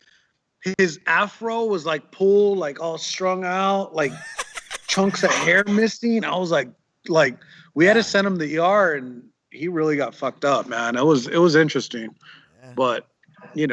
Having said that, just don't fuck with the wildlife. When you're out there doing missions. Well, dude, what the fuck was he thinking, bro? There's fucking baboon in your rucksack, and you're gonna kick it. And meanwhile, there's a whole gang of them on the fucking hillside watching you. What are you thinking? What do you think's gonna happen? Nothing good. Nothing fucking good. My man got jumped by monkeys. Oh yeah, and they fucked his shit up bad. Dude, those fuckers got a mouth full of razor sharp teeth like a fucking cougar and shit. Yo, but you understand the level of awareness they have to just wait for homie to come out and be alone? He like, yo, this is it. He taking a shit. Yeah, run up. Yeah, they're smart. There's that motherfucker. Hey, I got time today. Dude, I ain't messing with you. When you see him, hey, go down range, you're looking at him like, I got you. Respect, I'm like, man, I ain't fucking with you, dude. Yeah, don't fuck with those monkeys. They run that area over there, yeah. Yeah, that was nothing about that was a good decision. Holy and then shit. he goes out there to take a fucking dump without his heater. And he's the guide? Yeah, he's the guy. He lives there. He's a local. He was our guide, yeah. The blind leading the blind. What the fuck? He was trying to show off. Yeah, you know how they are. You want to show off. Oh, I'm going to show off in Americans and act like I'm the big guy. Yeah. He fucking kicked the wrong monkey, man. Like, he blasted it. Now we're telling the story. That's his fucking legacy. Yeah. He's not telling us the story of the best guide he's ever had. He's telling us the story. This dude got jumped by monkeys, bro. Oh, dude, the best. Yeah, I was just like, man, dude, that's a good. Well, it's a lesson. I'm glad I got this lesson early because that's fucking brutal. Yeah. Bro, don't fuck with them. Everyone's like, hey, don't fuck with the monkeys, guys. They click up. Yeah. Well, dude, not only that, their fucking urine has fucking if you get urine on you from one of those monkeys, you get fucking hepatitis C. They're really? vile. Oh yeah, they're vile creatures. Stay the fuck away from the monkeys. Good word of thumb right there. Good stay rule away of from thumb. all wildlife. Dude, forget about it. It's shit. A different deal altogether. Yeah. It's a different food chain, man. Don't think you win. So you do that for a period of time, and then you're doing your security consulting situation. You get out of that, and then how did you learn about the ins and outs of the cannabis industry? I did some advisory for a few farms and laboratories, and conducted some studies on it, and figured that this is a platform that we can utilize for the veterans. And took kind of that whole platform that I learned within extraction, labs, and created a formulation for the veterans. I'm not going to do all these kinds of crazy products that everybody else does, but I got to keep it simple. You know, I have a great sleep formulation for the veterans, and if guys can use it and sleep and be ready and keep the families together and you know, keep their head on straight coming back to the States, and that's where it's about, man. It's family, you know, and God and country and family, and that's where it's at. Right on. So we know that you did this with just you. It's the fucking Joe show over there. So you saved up and then you ended up buying a farm and then equipment and all that shit. So could you walk us through that a little bit, how that went down? So the farm, the licensing is state licensing to grow, and we germinate our seeds and we grow the seeds to, you know, I grow them to seedlings, and then I retransplant them around June time. And then I plant all the seeds. They're all seeds. I don't clone anything, so they're all come from seeds because it creates a better plant. I have a drying facility, so when harvest time, then we dry them. We hand dry everything, and then we bring them to the lab and then extract them. And then the extraction portion of it is from extracting the plant to biomass all the way down to CBD form.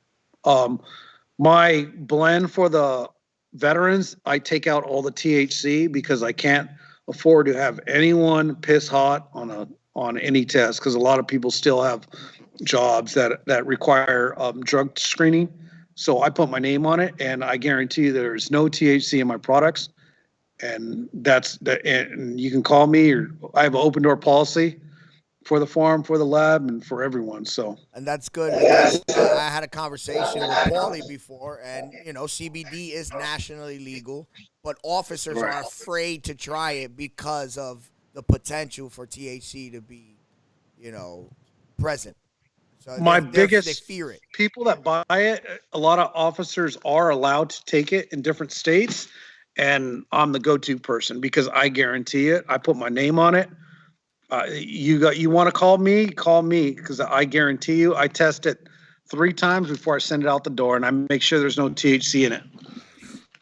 You know, I had a security clearance before. I understand people have security clearances. I understand people have corporate jobs, and you know that's the transparency that I provided with this industry, because I couldn't trust any other products, so I had to make it myself.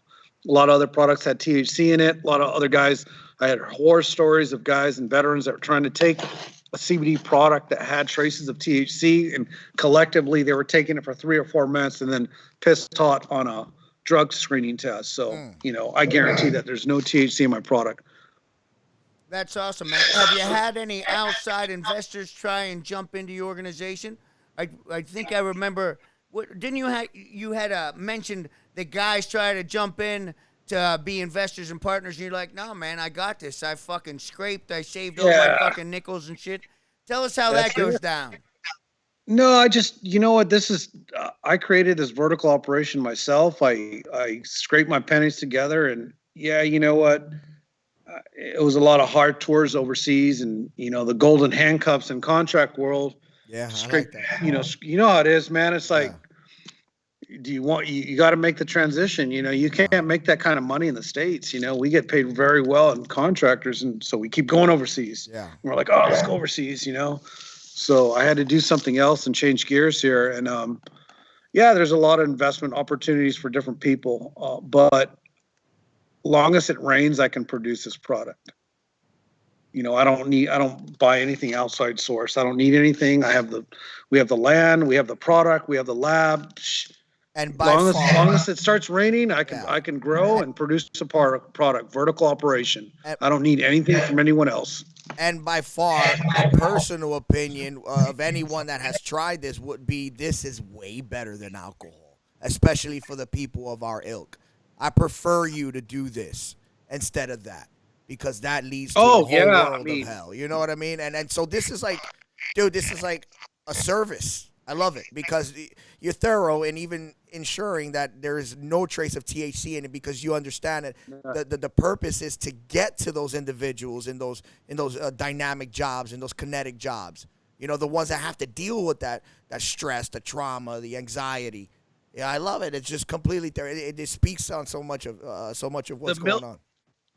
The military spouses are the ones purchasing the most because they're like, here, dude, here's a couple bottles. Take this. They give them a couple doses. Their husband stays home. Yeah. He's not out the bars. He's not out drinking. And he's up in the morning. He's working out. So it is changing people's lives because the military spouses are the ones like, man, dude, Rack Ops, I'm buying it for my husband. He's actually staying home. He's like actually getting up. He's working out 2 miles. He's feeling routine. You know, there's something to do. He powers his head down at night. So what it is powering the guys. We need to power down at night, guys. You know, to be honest with you, you know, where minds are thinking. We're always about, you know, we want to go. We're looking for something to do. We're ready to jump. You know, we're hyper mitigators. We're always mitigating. Yes. We can walk in. I tell you, we can walk into a room and it won't even be our shit. We'll see something hanging off the edge of a table. We'll just come and kind of move it in because we're paying attention to everything. And it becomes exhausting after a while, especially in a world where everything is so flooded with nuances. But all those nuances, you're paying equal attention to them. It's like exhausting.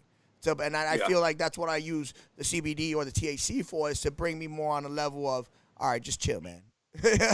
Stop. Yeah. Cause we're, you know, we always got to be doing something. We're always like, oh man, you know, if you want to go, if I tell you guys like, hey, let's load up, man. You guys want to go free fall at 2 o'clock in the morning and do a. Hey, you guys are like, yeah, let's do it. You know? I don't need to fucking sleep. What? Fuck, triple fuck yeah, man. We're in. Yeah. Well, we talked about it earlier. He said, the only thing I need is rain. I know. I love That's, dude. Yeah. I was like, fuck yeah. That's I don't need to. And I created it that way because everything's going. I'm not going to go buy offshore. I'm not going to go buy from big corporate. I'm going to create it myself. And being a Green Beret and being an unconventional warfare, that's what we do anyways. We go into countries and train agriculture. Yeah. We train other foreign countries how to survive on their own in remote locations. So that's what I created, to survive in a remote location and create a medicine for veterans. That way we always have a streamline of medicine for the veterans. I love that. That's exactly the way I feel. Exactly the way I feel about that. We need something. And then when we're moving towards like this country's policy on inclusivity and other nations and stuff like that, it's almost like we're giving away our dependence, and now we're starting to have to look internally to try to take care of our own, or grow our own crops. You know, where the hell that come from? You know, we're giving away more, we're doing more, we're opening up borders, we're doing all this, but we feel personally that now we have to be in charge of our own shit because it's not as frequent as it was. I don't know. We got to be able to self-sustain, whether it's agriculture, whether it's medicines, and whether it's me training my Rack Ops team. I mean, my Rack Ops team is like a SIF team, man. These guys are trained. Yeah, you guys need ammo. You guys need whatever you need, man. It is what it is. Surveillance, training, security, agriculture, cannabis. Hey, one-stop shop. Love it. You know, and I welcome everyone to join. So it sounds like heaven. It is, dude. It is heaven. It's like a Disneyland for the veterans. Got fucking 400 acres up there in Wisconsin. It's absolutely fucking heaven and Disneyland and fucking everything else. Yeah. I'm gonna circle back. One thing he mentioned is the spouses are buying it for the husbands or whatever, the fucking wives, but getting the guys out of the bars, getting the girls out of the bars, because we all know that's what fucking happens. You come back, you're doing whatever you're doing, you're drinking because you can't sleep, right? And then the next thing you know, you're drinking because you can't do nothing without fucking drinking. And then you take this alternative, this Rack Ops, the CBD product, and it's a fucking game changer. We talked about before, the fucking VA's throwing every single fucking drug they can with whatever monetary fucking gain they're trying to get out of it, or whatever the hell that situation is. But then you use a cannabis product. I've seen it happen a ton of times. The guys are taking the pills or whatever. You know, their life's not working. Depressions, they're not fucking sleeping. They're not doing anything. Their dick's not working. And the next thing you know, he's thinking about fucking starting his pistol. On the other side of that deal, the guy tries a little bit of cannabis in whatever capacity, And then the next thing you know, that same guy, that same person is in the gym. And the next thing you know, he's reaching out to his buddies and he's working, or he starts a business, or he does something else. A total fucking paradigm shift from a product, a plant that used to be taboo and have all this fucking horse shit around it. And now it has all these amazing amount of medical uses, and it's just changing so many lives for the And better. you can function Way. 1,000% on it. Exactly, because And it just gets to the point. It takes away the agitation.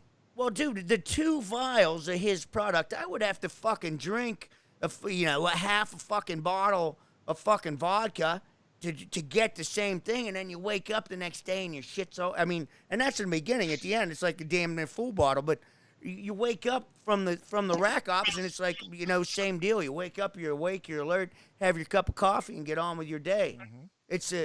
I can't say enough good things about you, man, and I absolutely got nothing but great wishes for you and this is everything real. you got going on. This oh is yeah, not totally. it sounds This infomercial. ain't no joke, I man. was say, we're almost QVC up in this bitch. No, But it's real. I'm he's telling living you, it. I am impressed. Dude, It's the strongest CBD I've ever had. And he's been there, he's done that in all capacities. Fuck yeah. As on the contracting side, fucking SF side, on the fucking ground, regular fucking infantry. He gets out, he goes and does what he does. He saves his fucking gets it. nickels. Gets it. He does the research on the industry by being in the industry as a consultant, figures the shit out, and now he's putting out a product to help his fucking brothers. Dude, that's as good as it gets. And the only thing he needs out of his own mouth, the only thing he needs is rain. I can't tell you how happy that makes me, bro. Got fucking nothing but love for you. Wish you the Awesome, greatest man. success. And no joke, when springtime rolls around, we're gonna roll on up and see ya. We'll talk about it in advance and shit, because I hate fucking surprises, Right. and you're probably the same. Yeah. But we'll come up and maybe shoot some more video and talk and hang out and see what you got going on. And like I said, man, anything we can ever do for you, please fucking hit us up. And when you're down here, I see some ink on you, man. We'll grab a steak. Jason will throw some more ink on you if Yeah. you're into that, and come hang out with us, and we'll see what the hell happens. Hell yeah, I'm with it. Yeah, dude. we have the whole lab here, man. You guys are welcome anytime. That is like Oh, the I appreciate first business trip I want to do. I know, dude. We're there. I'm telling you. I appreciate you guys. Thank you for having me on, man. You guys are great, man. Thank you for supporting the veterans. I appreciate it. How can Thanks. people get a hold of you? How can folks get a hold of you?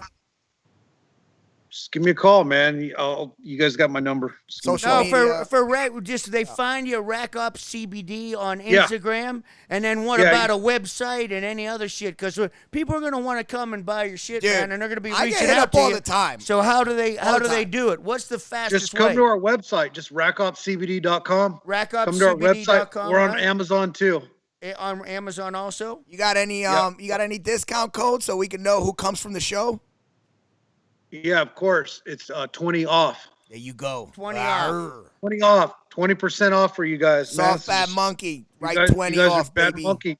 No, 20 soft, off. Yeah, soft right? bad monkey, Special Operations Forces, bad monkey for obvious reasons. We're the ones who fucked up that guide in the Congo. That's right. They shouldn't really, shouldn't have kicked our bro. Yeah. You should have let him have his That's right, fucking goddammit. crackers and tuna fish, motherfucker. Hey, man. I appreciate it, guys. Thank you. Thank you, Nah, my bro, brother. we appreciate you, and you got my number. You know how to reach us. Okay. Fucking reach out anytime, man. We're gonna continue to sing out your product, and like I said, we got nothing but love for you, man. Anything we can do, please reach out. Thank you, guys. All right, man. You take Thanks. good care. All right. And as soon as Paulie figures it out, we'll hang on. Dude. Everyone just freeze. Hurry up, Paulie. Hurry up, Paulie. Paulie. I only got so much room in my cock hole. Yeah. Whoa. Jesus, Steve. No, Hey, those- but that was at the end of the show. You I'm like surprised. that? I grabbed a Yeah. bunch of those rusty I like nails, and I've been jamming them in there for Ah, months. That's like Bro, I got a cock hole full of rusty nails. we're gonna have to make that like That's a thing, tattoo. ritual. Rusty nails. RustyNailCockhole.com. I dig it. Yeah. Fuck. How about that guy, man? Love that fucking guy. He gets it, man. Dude, and the fucking shit works, for Christ's sake. It's lit. It's legit. it's it's- Liddy. It's Liddy for titties. Damn, he getting good. Damn, that's what I'm talking about. Say it, Paulie, say it. I found it interesting that there's no THC in his product, and he's been working with other police departments that are allowing their officers to use it. Well, so CBD is, as they sell it, it doesn't have THC in it, but There is trace amounts. There can be. Yeah, the process is basically the way they say that the motherfuckers is lazy. You know what I mean? He's saying he ensures it by testing it at least 3 times Before it goes out the door. Goes out the door. So what does that mean? That means he ain't about the dollar. That means he's about the fucking person. He's about the end user. He wants to provide the He's best giving you product. a personal guarantee. Yeah. Listen, stop with the allowing the whole, taboo to scare you away from something Any that might goddamn help thing. you. But Right. this might help you. Oh, you'll pop hot for THC. No, it will not. But now he's saying, I guarantee you, I extracted all of it. Dude, how about that shit? Saved his army guy, regular army guy, gets his Ranger tab, goes to Kosovo, does a deal over there, goes to selection, makes it through selection, goes to his group, right? Does his deal with his group, gets out, does contracting, saves his money, buys 400 acres, and then starts doing consulting in the cannabis industry to figure it out. Mm-hmm. So he figured it out. Because there's that's like science shit. That's like smart guy shit. So he's got to learn smart guy shit and then buy all the equipment to extract whatever he needs out of the plant, and then bottling. And then the whole thing, and then the sales, and then the mailing, and all that shit. But so, He's a one-man show, Well- dude. That's fucking awesome. once again, what was his job in the military? Oh, same. Being a one-man show. Totally.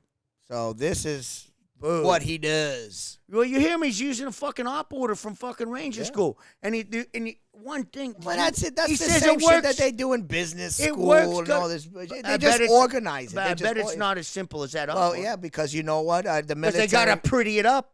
Well, the military is an expert at taking a bunch of different variables, throwing it together, and producing the same fucking product like McDonald's. Right. You know what I mean? So they make everything simple, stupid, and effective. It's got to be. Yeah, but so he somehow, well, everyone does. I do it all the time. You relate that to, everything we learn. Leadership traits, all that shit. All those things are fucking, they hit. All those things hit. They're effective. No, man. You can apply them to every aspect of life. every goddamn thing. And the reason it works, and you've heard me say this a million times, if it's not fucking simple, it's not going to fucking work. Same thing with the conversation. If there's Exactly. too much being said, I don't want to have this conversation. This is some bullshit. Exactly right. It's true, right? No, totally. It's like when people give you an excuse. It's like fucking lunar calendars and shit. Like, what Please, the bitch, fuck? please. And like we had talked about earlier, the reason I think our show sticks with people and the reason our guests stick with people, because they're fucking genuine. They're authentic. Mhm. They're fucking, this is what I'm doing. I'm not asking you to fucking like it. Yeah, real I'm recognized just real, telling you. sir. This is what we do. You guys feel so warm. You don't like it, don't fucking listen. I was told by some followers of mine on Instagram that I have a soothing voice, and I thought it was the opposite. Oh, yeah? I think my voice is annoying. as Shit. Nah, not at all. No? Nah, fuck no. Trust me. Damn. I Let me speak- find out. I got a little Barry White with a high pitched Margaret there. I'm not sure if I'd go quite there, but All you know. right, and in my mind, it's like I don't know. No, dude, it's solid. No, it's fucking calm, cool, collective. And not only that, man. When you're speaking to somebody and you get a sense of security from that person, if fucking whatever goes down, this motherfucker's got me. That's a different deal altogether. Yeah. And not only that, you ain't trying to sell nothing. No. Maybe. Well, when I open my mouth here, it's because I'm genuinely intrigued. Right. Hold on, wait a minute, run that back. Or It's you're- not like I'm trying to. Yeah, I'm not. or selling. you're What the fuck am I fucking selling? interested. Yeah, well, I mean, I'm here. Or you want to help a motherfucker out. Do we get paid for this? What? Yeah, exactly. Dude, what the fuck? We're into this motherfucker probably 30, 40 G's by now. You said that shit last year. Okay, so then it's 50. Yeah. Last year, okay, pardon me. Then it's fucking 55. Yeah, we still paid during COVID. Yeah. Yeah, we still, unlike a bunch of motherfuckers, we still paid our rent during COVID. And our landlady died. Yeah, man, that sucks. She's nice. She's nice as shit, man. I loved her. Maria was cool as it gets. Sweet, dude. Sat down in there when she found out we were vets, what we were doing. Oh man. And then she's she's like- conservative, dude. Totally. And she was like, I know that you're smoking some marijuana. Like, And she no, said, me? What'd she say?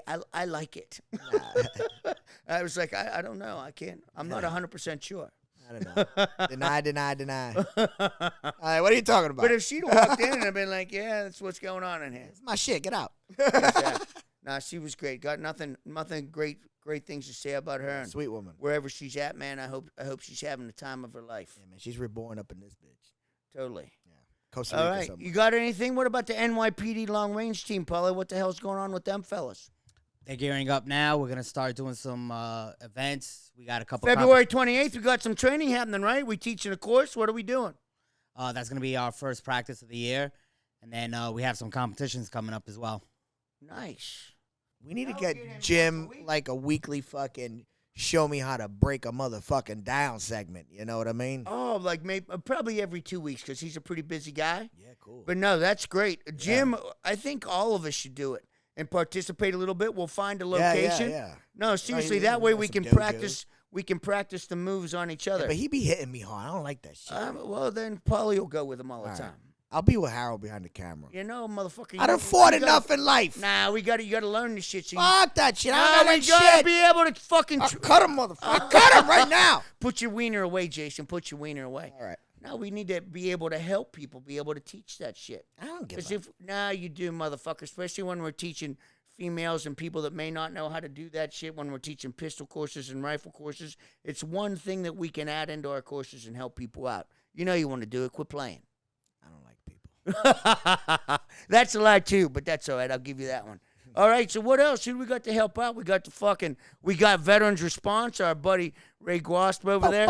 And then fucking Balls So Fresh. That's what I'm talking about. My Balls So balls have Fresh. never been fresher Balls so fresh, motherfuckers than trying they to are right find now. me. I said, fuck your stinky balls. You some balls so Yeah, fresh. dude. Gotta splash Nothing- it on. Nothing's worse than stinky balls. I don't know, but I'm Well, assuming. because, younger guys, fucking maybe guys that haven't been playing the field so often, when it's go time, it's go time. And sometimes you don't know when it's go time. Right? And you don't got time to clean up. Take a handful of stinky Rub balls so that fresh. shit on your nut. Kabam, bitches. That's what I'm talking about. Yeah, you got to follow him on Nothing's Instagram. cooler than Balls So balls Fresh. so fresh. Yeah, I dig it. Oh, yeah? Yep. Nice. Well, he's got it on his beard right now. You got balls so fresh on your beard right now? Beard so fresh. A beard so fresh. Yeah, so he's got balls Oh, so you fresh. got balls so fresh on your beard from Jason. Yeah. But it's an offshoot Jason. of Balls So It's an Fresh. offshoot. It's a Yeah. subsidiary. And he's got the soap. So Yeah. he's got the Bad Monkey soap. Make sure you grab Yeah, some he's of got that. Bad Oh, Monkey what? soap, yeah. Bad monkey soap. What The color color is of the it? logo. It's like an orange and then a fucking olive Greenish? greenish. Yeah. Nice. I like it. Yeah, he's got hogwash. And it smells like nachos. It smells like nachos. And we got Harold Yu behind the camera. You can follow him on Instagram. Then we got what? We got J Delgado Tattoos. No, stop saying that. It's Bounty not? Hunter. It's not JD. J Delgado Tattoos. That is a portfolio for people to look at. Motherfucker, that's you, and you're the one who slings ink. Steve, Our fucking Steve, listeners need to Steve. know what you do, you bastard. Steve, What? when someone says, yeah, let me see your work. You got an Instagram? I give them that one so they can see tattoos. Right. But if they want to see my Instagram, is Bounty Hunter JD. The only thing is I have a lot of other shit on there. You know what I mean? Right. Did you see my and Soft Bed Monkey's Instagram post yesterday? What? I saw Single, taken, masturbating like a monkey on coke. Did you see that? I did not see that. You one. did not see that? That was pretty awesome. I got to admit, I like that a lot. Anything with cocaine and monkeys. Anything with cocaine and monkeys. It's like a focus group. I'm down Yeah. with that. Now we got the Recon Sniper Foundation. Of course, we got the Navy SEAL Foundation and our brother Mitch over at Massive Industries. Yes, sir. Mitch was out of the loop for a while because he bet somebody 20 grand that Trump was going to be president, and you know he had to pay. He lost a $20,000 bet that Trump was going to. Yeah. He mad. There's mad people that thought some other shit was going to happen that didn't happen. There's a whole group of conspiracy people that are still saying that there's some fucking wackadoodle Yeah. shit supposed So, to go down. I've kind of always felt like we were getting played by both sides. I said that. Because we did. I'm on record. I'm on Line and record. sinker. God damn it. However, I don't feel like a lot of what was circulating was totally. I think there's some basis to a lot of that. Oh, yeah, of course. So, and I also agree. I also feel as if, at least we were made aware of these things. But if you look at it, you're talking about a bloodline, a society of people that have exchanged authority, power, and influence for hundreds of thousands of years, whatever the fuck. Because this shit they're so deep and intricate. So you're telling me this planet, this hell on earth, this place, right, where people need to be good in order to go to heaven, and if they don't, they stay here. This is proving grounds, and it's like a prison, and they're the fucking prison wardens. It's like one day the prisoners found out the prison wardens aren't as cool as they fucking sold themselves to be. It doesn't change the dynamic of the relationship. They're in prison, and they're the prison wardens. This is what I see. At least now we got insight as to the way they truly are, but the truth is everything is stacked in their favor. Well, dude, what about that whole situation with Reddit crippling a hedge fund? Yeah, that What's too. that all about? You know what that's about? That's about like the same situation with the housing bubble burst, right? And to where the fucking banks got bailed out by the U.S. government, which was the U.S. taxpayer, which so happens to be the homeowner, which so happens to have not been able to pay their fucking mortgage, and that got their homes fucking taken from the very bank that is not giving them a fucking bailout, but they're asking for a bailout. What the fuck is that about? So now with that whole fucking investment bullshit is the same thing. So you're telling me someone could exercise these loopholes and create these Ponzi schemes and still shift money around, but these individuals at the very fucking faucet, you're talking about trying to gain accountability of a Ponzi scheme or some fucking wackadoo fucking technique on Wall Street. You're saying trying to get a grasp of it somewhere down the line, a couple of fucking people removed from the actual deal. These motherfuckers went straight in and right at the source prevented these trades from fucking cashing out and shutting down platforms so people couldn't trade. If that doesn't fucking infuriate you to the point where this, and then also just tell you, this fucking world is stacked against us, period. This is for the elite and all those secret societies and those fucking secret families that run this motherfucking country. All those Fortune 500 companies, all that shit. This whole fucking system is built so they benefit. And the moment something occurs to where we can somehow gain or tip the scales of power, bam! They don't play by the same rules no more. The rules don't exist to them anymore. None of that freedom shit, Constitution shit, none of that shit fucking matters to them. Because it's not what they want. Basically, it's the irrational parent. Babe, you're not gonna, you leave under my roof and you do what I say, get the fuck out. Where the fuck are we gonna go? But it is their house. This is their house. They built this bitch, You're fighting your parents. Or you wait until they're asleep. They die. They're gonna die anyway. They're old. You wait until they're asleep, and then you catch them on fire. Yeah. Then you put them out with a golf club. I like to play the long game, Steve. You're the long game guy? You know what the long game is? No, what's that, Jason? So, those that have established this system, they're the strong ones. They're the smart ones. Right. They're the aggressive ones. They're the meat eaters. They're the dog-eat dog. But they're fucking dead. And now we're like 2 generations down of their privileged fucking fuck-up children like Hunter Biden. That's why we see everything now, because of all that privilege trickled down to their children who are getting the torch passed to them and are incapable of holding the torch. Because they just aren't proven. Because they're fucking weak. They're poopy cakes. They're poopy cakes. But they're still winning. Poopy cakes. And we're sitting here like, that dude snorted fucking cocaine off of fucking Obama's daughter's butthole, dude. Wow. No, I'm just That's saying. quite a jump. Well, you didn't see the picture? I saw that. I think I might have been the one who sent it to you. He did send it to me. I masturbated furiously to that picture, by the way. Yeah. As always, like I do everything. It's alleged. You Okay. didn't see her face. Okay, I was lying. I didn't masturbate. There was a bank card with the name, but all this could be, enhanced digitally photo. There's so many Whatever. things, but I don't know. It felt real to me. I saw it. It felt real. Well, also The way the lines of coke were cut up, those were real lines of coke, because they were all even. yeah. You know, a cokehead don't do maybe when we first break it down, you'll do the fat line first, and then each one will be of equal, because we got to spread it out equally after that. But the first one is to celebrate. Oh yeah. But then we got it because it's there. It's like, you gotta go, pow, and when you look, you still got more. Like, I'm good. But those are all, you gotta cut those lines up evenly. Right. To spread out the time evenly.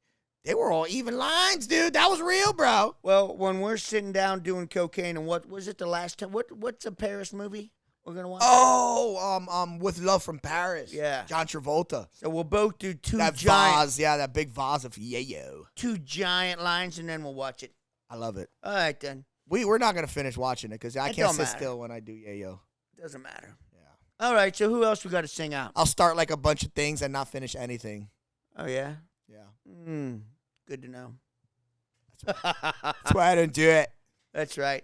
I don't do it. That's why I'm done with that. Hey, you don't do those things. You know, Harold only points the camera at you the whole time, and he looks at his phone. That is not true. That is not true. He's fucking flicking the bean. That is He's not rubbing true. the man in the boat, looking Not at at you. all. He is totally. I think actually the camera's on you more than anything. No. No, yeah. Isn't Well, it if not? I- I you know, think it is. I'm talking shit because I think I watched the video for like that amount of time, and it was only on Yeah. you. And I think I just started fucking with Harold because that's what I do. Steve one just time- looks at something real quick. Like, yeah, I got it all. The one time he watches the Fucking video. Harold, The yeah. one time he 2 watches seconds, the video. and it's me even talking to point. He's like, why is he on fucking JD all the time? Because I'm talking, motherfucker. Oh, fuck, that's funny. All right, and also, what's the tattoo shit? Salty Sam? Yes. Thank you. Surly Sam. Salty Preacher, shout out. Oh, Surly yeah, Sam's, Salty Mike. Preacher, yeah. My dog's Mike's, man. So he makes that organic tattoo after Stuff. bomb. So yeah, I could use it. I use it during the tattoo. Actually, it's beautiful. Yeah, no, it's good shit. I like it. And I then like also afterwards, great smell. He has 2 smells. Go to their website, Surly Sam's, and I think the coupon code. I'm sorry, the discount code. Discount code, yeah. Yeah, it's BHJD. Put in Yeah. BHJD, and I think you get free shipping. Right, Do so we that. teaching a course in February, some pistol and rifle. What are we I going don't to know do? none of that. That's Paulie's. We're not? No. It's too Then why cold. didn't you say February 22nd? I didn't say shit.